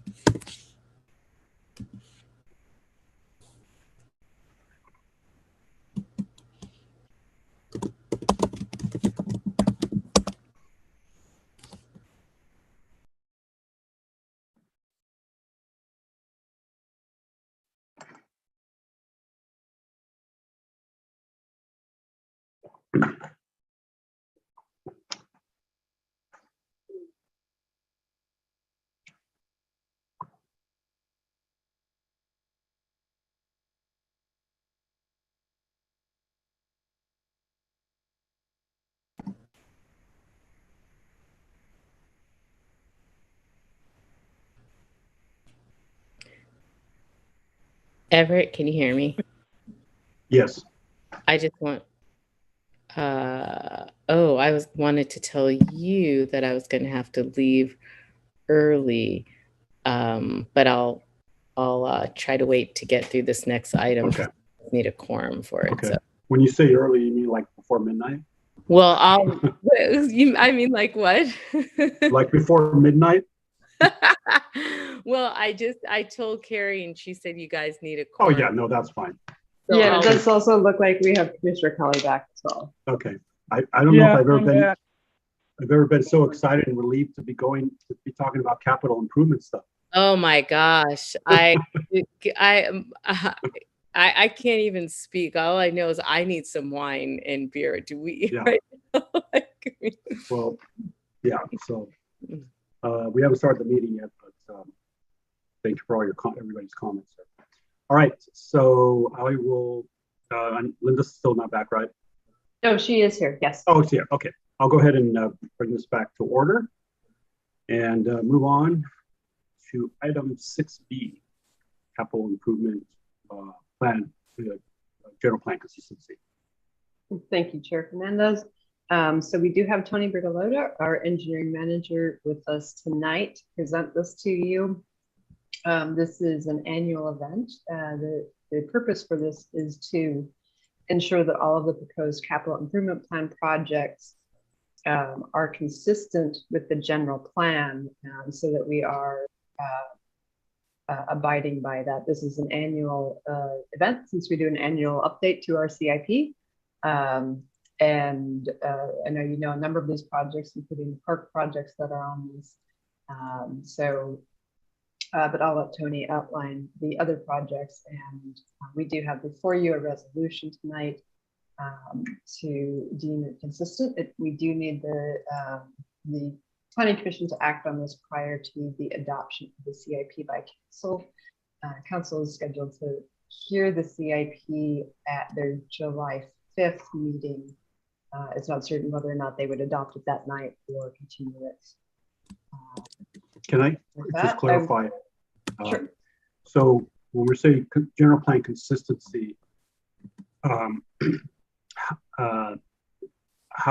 is that also like priorities? I guess our opinions of priorities, like, okay, this is part of the general plan, but this is a higher priority based on that? It's not about priorities at all, actually. Okay, just that the budget committee, the budget subcommittee of council reviews the CIP as well as department budget. So they, so this is simply to ensure that each of the items, and I can, Tony, I'm sorry if I'm interrupting your presentation at all, but for each of the items in the CIP, we do outline the general plan's goals and policies that they are consistent with.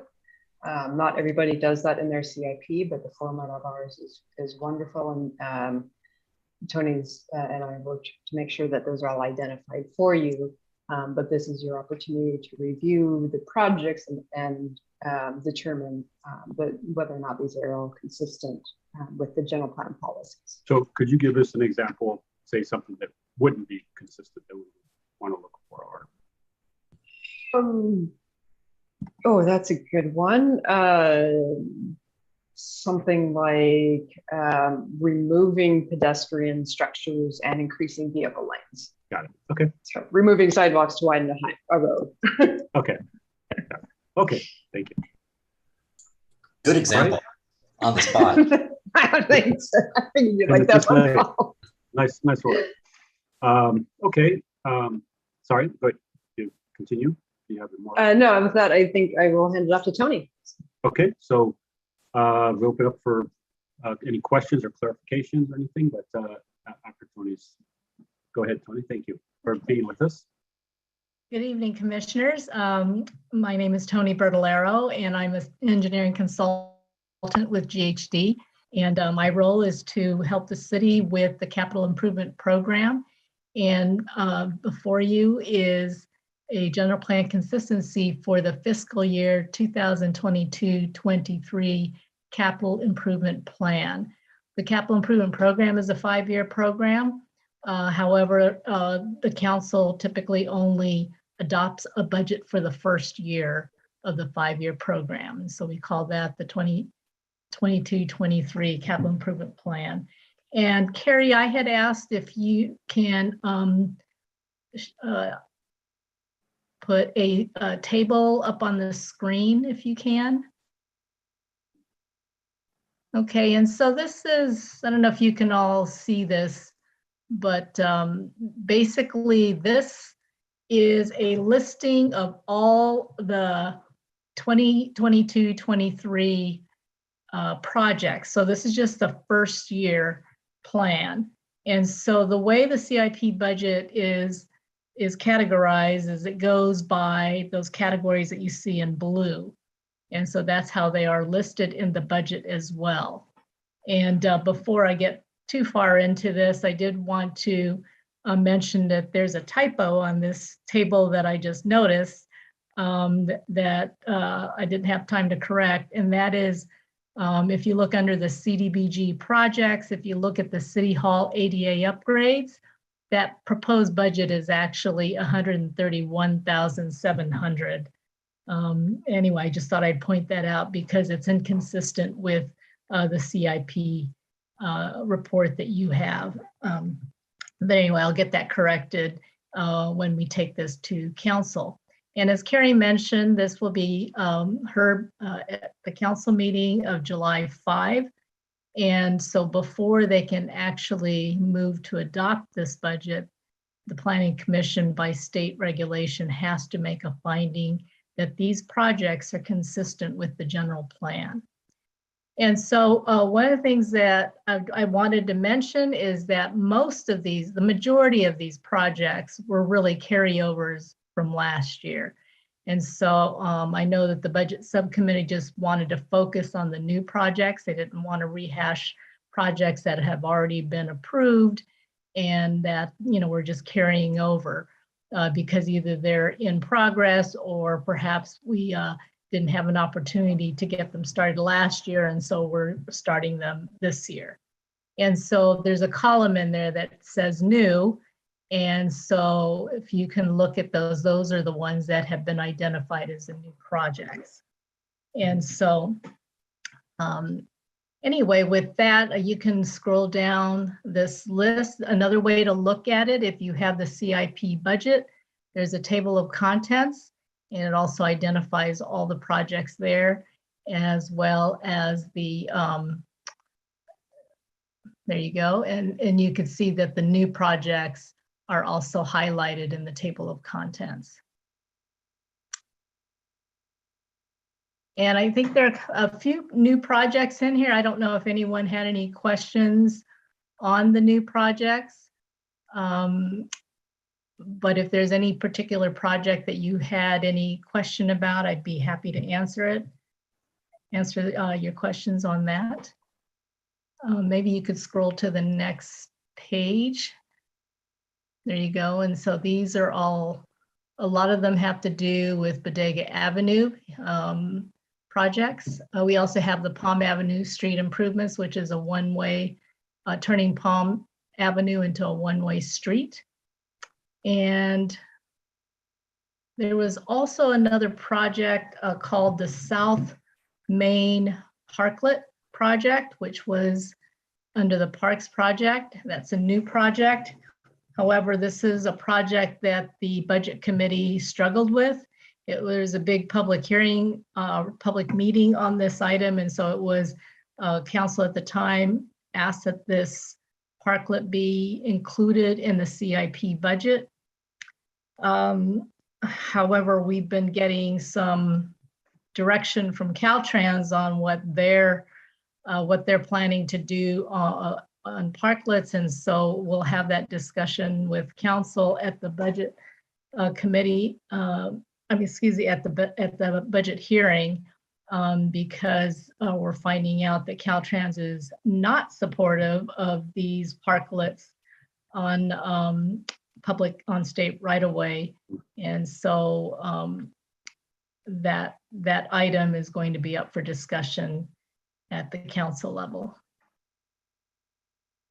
And I know that the Planning Commission is very much interested in that one. And so I'm not exactly sure which direction council will be going on that.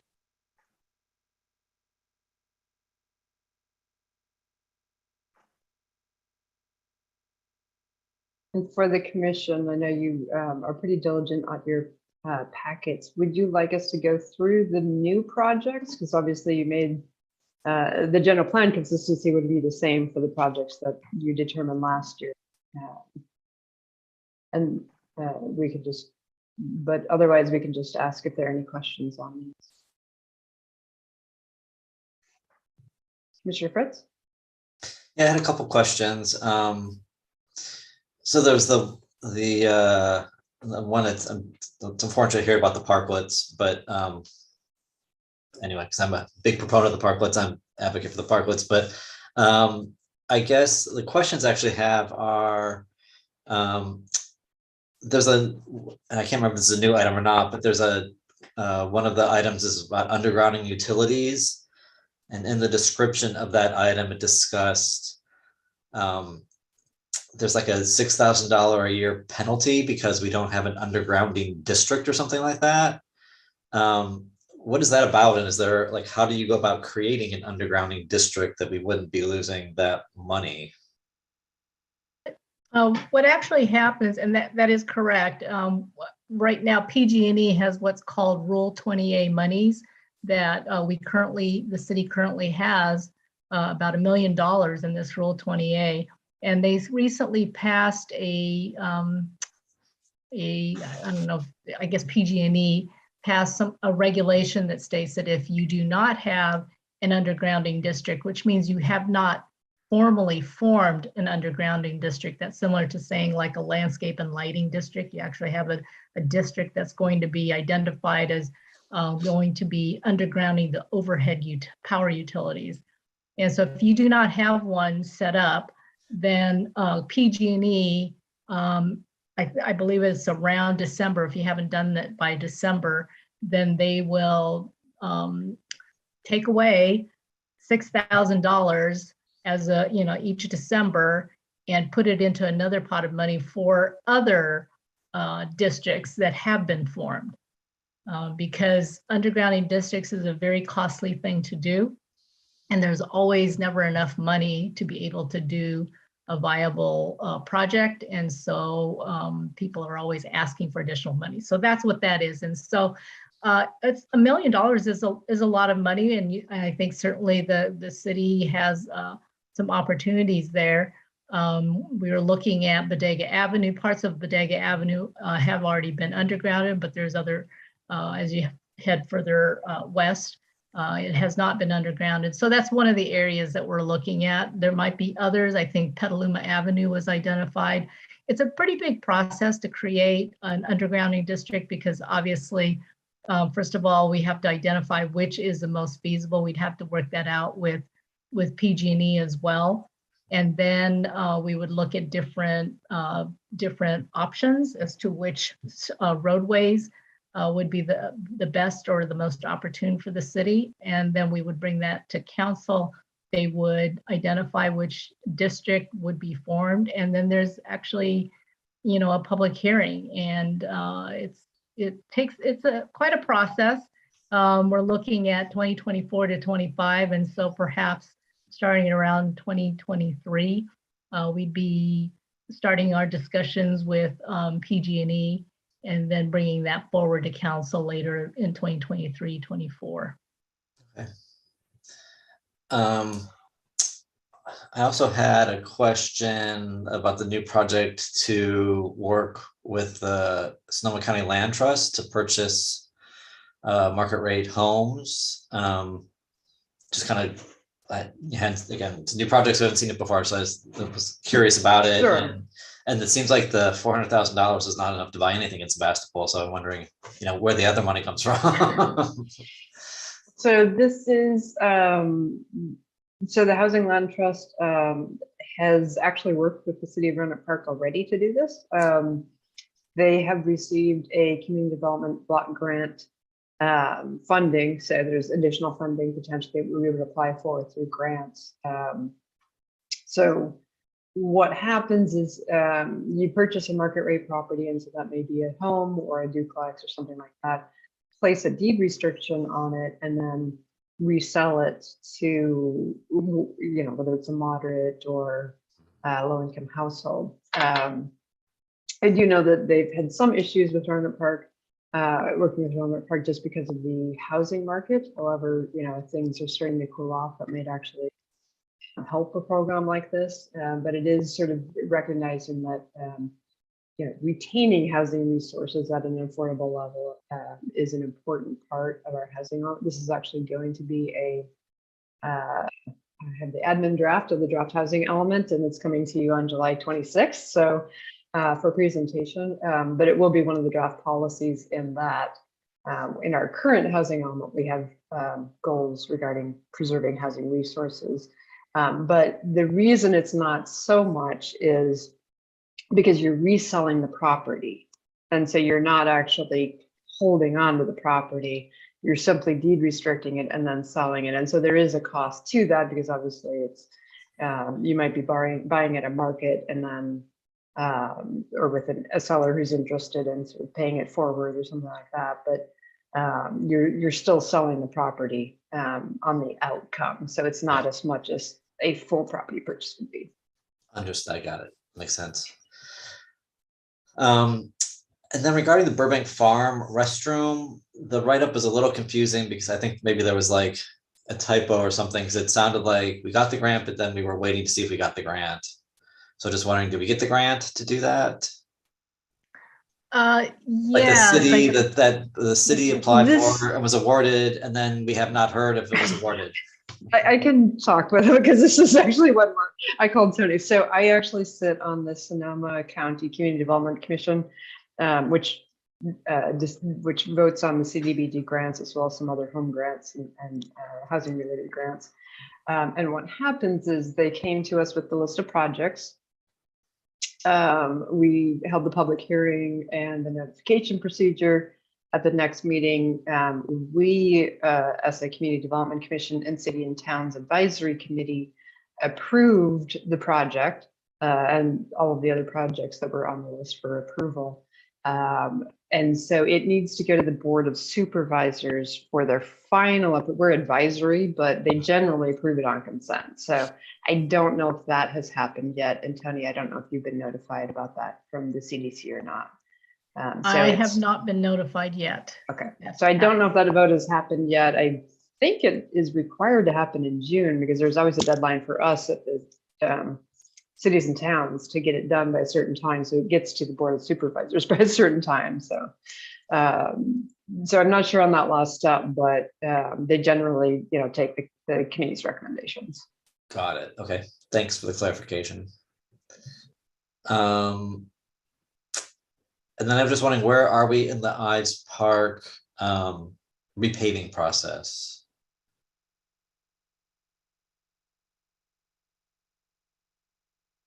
are we talking about this project or are we talking about the pathway? The pathway, yeah, the repaving of the pathways.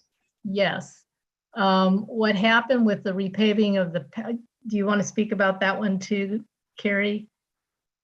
So I think I'd already given a little context, which was with the revisions to the creek naturalization and some changes to the pathway. We did meet with engineering and Jessica, the fellow who's working on the concept, and Public Works and the landscape architect, and talk about, well, what makes sense to do that we're not going to just tear up in a few years. And so that was sort of the handoff to engineering. So Tony, I'll let you give the status on that. Right. And so at this point, we've the city has contracted out with a landscape architectural firm, RHAA. They actually did the original pathway replacement project. And with all these changes, they're going to have to go back and make some changes to their plans. We're going to be, in fact, kicking off that part of the project in about, I'd say, in another 2 weeks.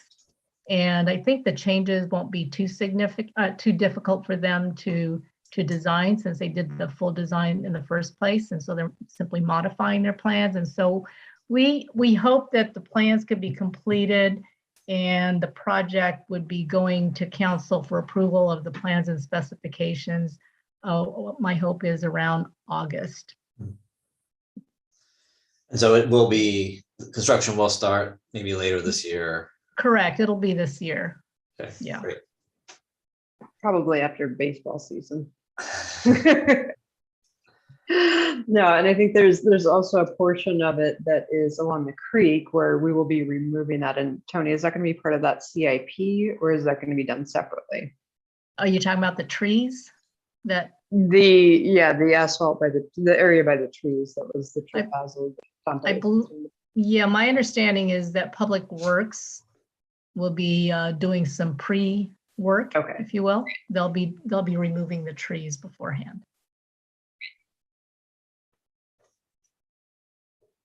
And then I did have questions. I know there's been some discussion by members of the community about this, but the Bodega Avenue improvements and the bike lanes on Bodega Avenue. Mm-hmm. And I'm wondering, is that, I know it's in the bike master plan. There's been I've gotten a lot of comments from people who don't think bike lanes on Bodega Avenue are a great idea. I'm wondering, is this just limited? I mean, the bike lanes on Bodega Avenue primarily a striping exercise, or is there any kind of infrastructure, curb changes or whatever that needs to happen to make the bike lanes happen? Or is it basically like, a stripe and the bike symbol and some signage or whatever designating a bike lane? You're primarily that. However, the reason why the project is very costly is because of the street resurfacing. Yeah, that's what I figured. It's mostly street resurfacing, and some the bike lane is basically a stripe. Or that is correct. And I did want to make a comment about that, because we received a lot of public comments with respect to the Apple Blossom Trail that people were very supportive of. And so I did want to mention that really being supportive of one doesn't mean that it goes away. In other words, just because of this Bodega Avenue project doesn't mean the Apple Blossom Trail cannot move forward at some time. There's a process for it to get started, and so I had explained that to the council. And when we go back and to council with respect to updating the bike and pedestrian master plan, that's really the time to bring that up, because the Apple Blossom Trail doesn't really exist in any formal plan, and it needs to be in a master plan of some sort. Sure. And both the county and the city will be updating their plans early next year. And that's really the venue to place those types of trail projects. And so really with the Bodega Avenue bike trails, I mean, it's the idea is to make it safer for bicycles.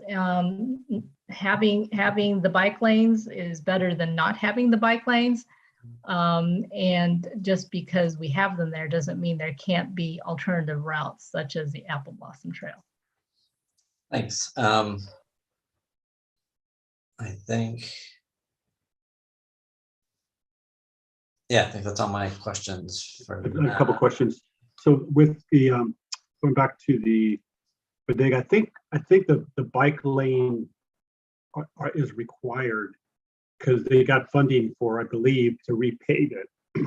And as part of the deal, you have to put those bike lanes in, I think is what it is, in order to get that funding. So whether it makes sense or not. And with the Apple Blossom Trail, I guess it doesn't preclude that, but I guess some of the concern is that if you get funding for one project like Bodega, then that the likelihood of a town of this size getting additional monies for another project is reduced. I'm not sure if that's accurate or not, but it seems logical that, you know, once they give us money or whatever it is, it's going to be a while before we get additional. So I remember hearing that as a concern. I don't know if you know anything about that. The one thing that I would, well, first of all, I would like to confirm that the Bodega Avenue, the Phase 1 project, which is going from Main Street to Nelson or Robinson, depending on how much money is available, that does require the bike lanes, because that's how we got I guess that's how the city got the funding in the first place. You typically don't get money just to fix your roads. Otherwise, all the roads would be fixed, but that's not how it works. It's kind of like HOV lanes. You can only, you know, expand your freeways if you have HOV lanes. And so it's similar in concept to that. And so it was limited to making sure that it remains that. The Phase 2 part of it is the same way. We're applying for grant funding for that. And again, it's to add bike lanes to that. But in the meanwhile, because we are adding the bike lanes, we can also fix the road while we're at it. And that, as you know, Bodega Avenue, that western half especially is woefully inadequate. And so that's something that the city is very much interested in doing. The ATP project, the grant project that was recently submitted, not only included the Bodega portion of it, but there were other parts on Regal that were also included. And so, and that again is for a bike trail. And so I guess to answer the question about whether or not, you know, once you start applying for these projects, does that mean other projects are not going to be funded? There is a lot of competition for grants, as we all know, and the city applied for that ATP grant in 2018. It got close, but it was not awarded that grant. And so the only thing I can say about Apple Blossom is they have to, that the proponents of that project really have to get started on getting that into a master plan. Nothing can happen until it is in a master plan. And, yeah. And so, and that takes a long time to do. And I'm not that familiar with the Apple Blossom Trail, but my understanding is there was a lot of there were a lot of right-of-way concerns. And so, you know, a lot of it went through private property. And so it's not an easy project. It's a multi-year planning process. Right. But it's got to get started. Otherwise, if you never start, it never ever is going to happen. So, so we're hoping that, and so we'll be letting the folks know who made a lot of comments. They were very, very active in in making their comments, which is good. And so with the master planning process, I had already alerted the county that there are a lot of activities and interest in this trail. And so Dana Turi is with the Sonoma County Transportation Authority. And so SCTA already knows that there is a lot of interest in that trail and that they will be reaching out during the public process so that that can be considered. Yeah, and I think by putting it on the master plan, what's important is that as projects are happening, and rather than, you know, if there's a potential for a trail to go through there, to take that in consideration for the future, right? And I think to kind of plan for that. And also some of the concerns is, to kind of speed things up, is right now the owner of the cemetery, there, the Pleasant Hill Cemetery, or not Pleasant Hill, what's the main, the original one or the old one, is open and agreeable complete to have the trail go through there. but he's getting up there in age, and if that changes hands, we could lose that completely, and that's a big part of it. So I think that's an important thing. I didn't see the paving on Palm Avenue. Had a question on that. Okay. Where was that? I couldn't find it. It's under the paving. There it is. Oh, there it is. Okay. Let's see. Okay, so it's going to be westbound. Okay. So westbound. Okay. And are there going to be any improvements? So farther down where I guess that's still Main Street meets up with Petaluma Avenue. So if you were to continue, where it kind of meets, that where the arrow is, right? So that's kind of tied together, because if you make, people say coming from Litchfield, happens to be my street, you either shoot across on Palm Avenue, right, to turn, to get on then to Petaluma, or what I usually do is make a right turn and go to the end, because it's so much easier to see traffic coming. But I'm just wondering if more cars are going to be using that, because it's, they can't go take Palm. Is that being taken into account as part of that project in any way? I know that W-Trans actually designed this, and believe they made that recommendation. And so I think that it certainly would have been incorporated. And so that is something I could ask them if there is a traffic analysis that was done for that. Okay. Yeah, they did do an assessment. I had to do the CEQA, so I saw the traffic assessment. It was fairly limited. The capacity at that intersection where it comes together, there's actually 2 or 2.5 lanes, and so there is some ability to restripe that to make it clearer if needed. That would be working with Caltrans. So it's not part of the city project, but there is definitely right of way there that could accommodate that. Okay. Yeah, I just want to make sure that was talked about rather than just, okay, they're going to. Yeah, we did talk about what. Way. Yeah. Yeah. Okay. I was part of those conversations, and I was going to, okay, well then how are cars going to get from there to there if they can't go there? And they're going to be there, and And then let's see, the 116 Fellers Lane crosswalk. That's in the, Is that an old one? That's an old one. Yeah, it is. Oh, okay. That's it's fine. It's under Fellers on Gravenstein Highway. Okay. 11.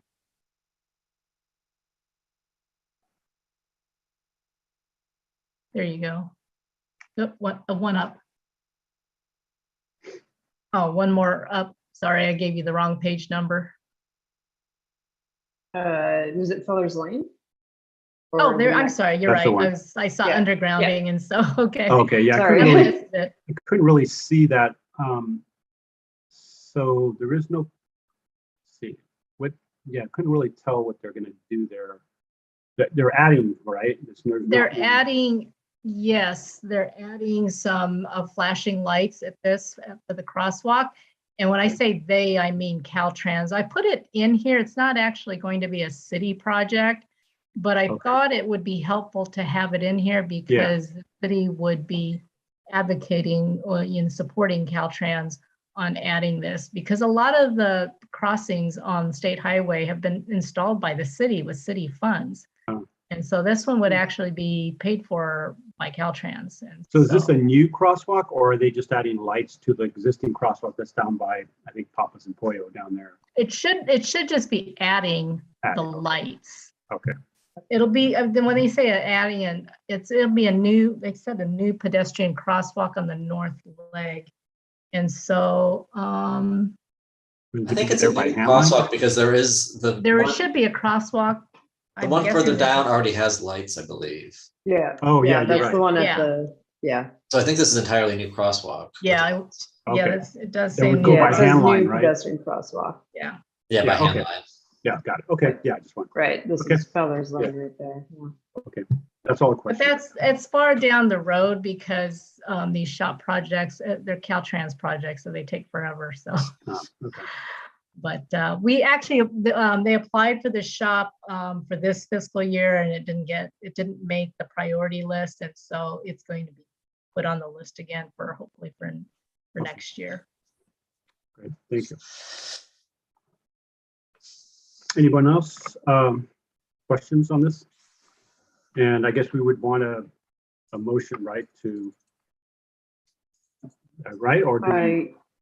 Yes, there is. So let me just review that real quick. So after the staff report, so we did include all of the general plan rules and policies that are related. And then page 4 is a resolution of the Planning Commission of the City of Sebastopol finding that the proposed capital improvement plan for fiscal year 22-23 is consistent with the adopted general plan.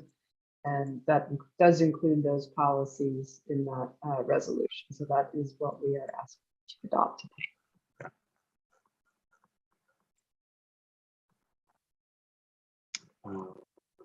So anybody out for questions for that? If not,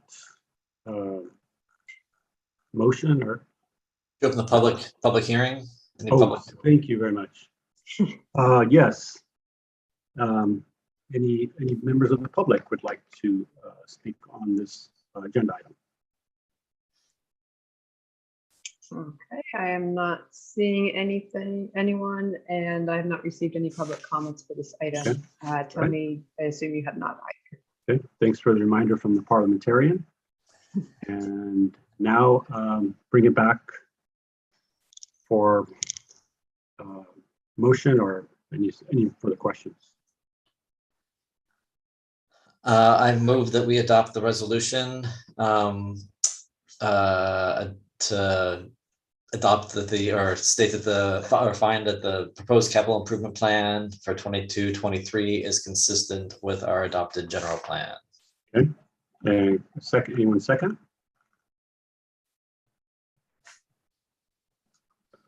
I'll go ahead and second it.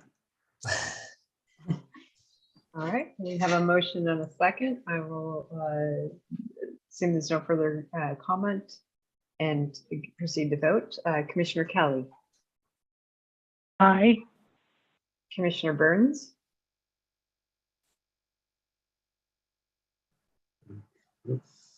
They're all here. Okay, Commissioner Fritz. She Aye. did say she might need to leave, so thank you, Commissioner Fritz. And Vice Chair Fernandez. Aye. Okay. And that motion passes. Thank you very much. All And right. thank you, Tony, for joining us tonight. Yeah, thank you, Tony. Okay, subcommittee updates. I'm going to pass on the Climate Action Committee. I'll have a report down the road considering the time. Anybody else have any committee reports they want to make? Okay, and Planning Director's report. Okay, I will be extremely brief given the time. But just a couple of notes. As you noted, the budget hearings are underway from the City Council, including at their next meeting. The livery project at Burnett and Maine that did not require any use permits, although there may be use permits once they start to find tenants for some of those spaces. But that did go through design review. They're asking for a deferral of their art fees simply because they plan on doing it on site. They're looking at likely pulling their building permit later in early July. So that project is getting going. The Woodmark project, we did issue a letter today deeming it consistent with conditions of approval. And so that is posted to the city's website under special projects, including the detail of their last submittal, SB 35 submittal, and the areas where we'll need to condition the project is close enough to being consistent that we feel we can do that and work that out within the time frame that SB 55 allows. And then your next commission meeting, just as a reminder, the Peacetown review is on that agenda. The Lowell Sheldon appeal, obviously, that you just heard tonight. And then we will have Phoebe Golden, the Climate Action Fellow, or the Civic Spark Fellow, presenting the Climate Action Framework Plan to the Commission. That was most recently presented to the CAC. They had a lot of good detailed discussion, almost got through it, but had a motion to approve and a second, but continued that to their next meeting due to the time. It will be coming to you for a similar recommendation on the 12th, and then the CAC on the 13th, and it will be also presented to City Council on the 19th. So that is the upcoming events, and I'll leave it at that. I'm sorry, when did you say the Peacetown review? That is, so you had, the commission had requested that return in a month's time. So that from the approvals, that will be your next meeting on the 12th. Okay. Which I think you got my email that I would not be able to attend that meeting. I did, yes. Okay. I went to the Peacetown this last week just to kind of check it out, and normally I would have held my comments till next week, but since I'm not going to be here, would it be appropriate to, or just it is comments to you? not an agendized item, so Right. if you would just submit them to me, and once it's agendized, then I can forward that on to the commissioners. Okay. And then I don't know if this can be a very, very quick, the update. So the project across from Burbank is, remind me the name of that one. That is the Woodmark apartment. That's that the I one you were gave just the talking update. about. Yeah, Okay. so they're going through the SB 35 process. Okay. It was deemed inconsistent in mid-May. They have submitted a new, there's no resubmittal under SB 35, so they've submitted a new application on June 1st to correct the inconsistencies that were and the missing information. And we did just this afternoon deem that and put all that information up on the website. We have deemed it to where we believe we can. It's consistent with conditions of approval that will be placed. For the state, you're saying? Commission approved for the state, or? No, we approve the project locally. Okay. Per our objective standards, zoning standards, and objective. Got it. Okay. Any other questions, comments? Okay. Well, thank you Commissioner for, Fritz has a Paul, question. Go ahead. Oh, you're muted. I was just wondering, Carrie, if you've heard anything about Peacetown since we've passed the. That I can report on. I have not received any complaints. So That's good news. good news so far. Yes. Very happy when my phone and email's quiet on that those fronts. Yeah, I would encourage the commissioners, if they have a chance, to go check it out tomorrow, just to kind of get a flavor for it. And I think you'll be in a better position to talk about it. So That's all my questions. Okay, me too. All right.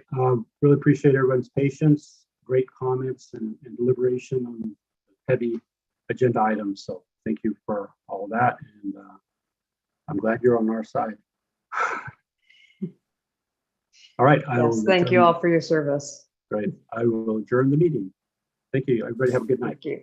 Thanks. Night.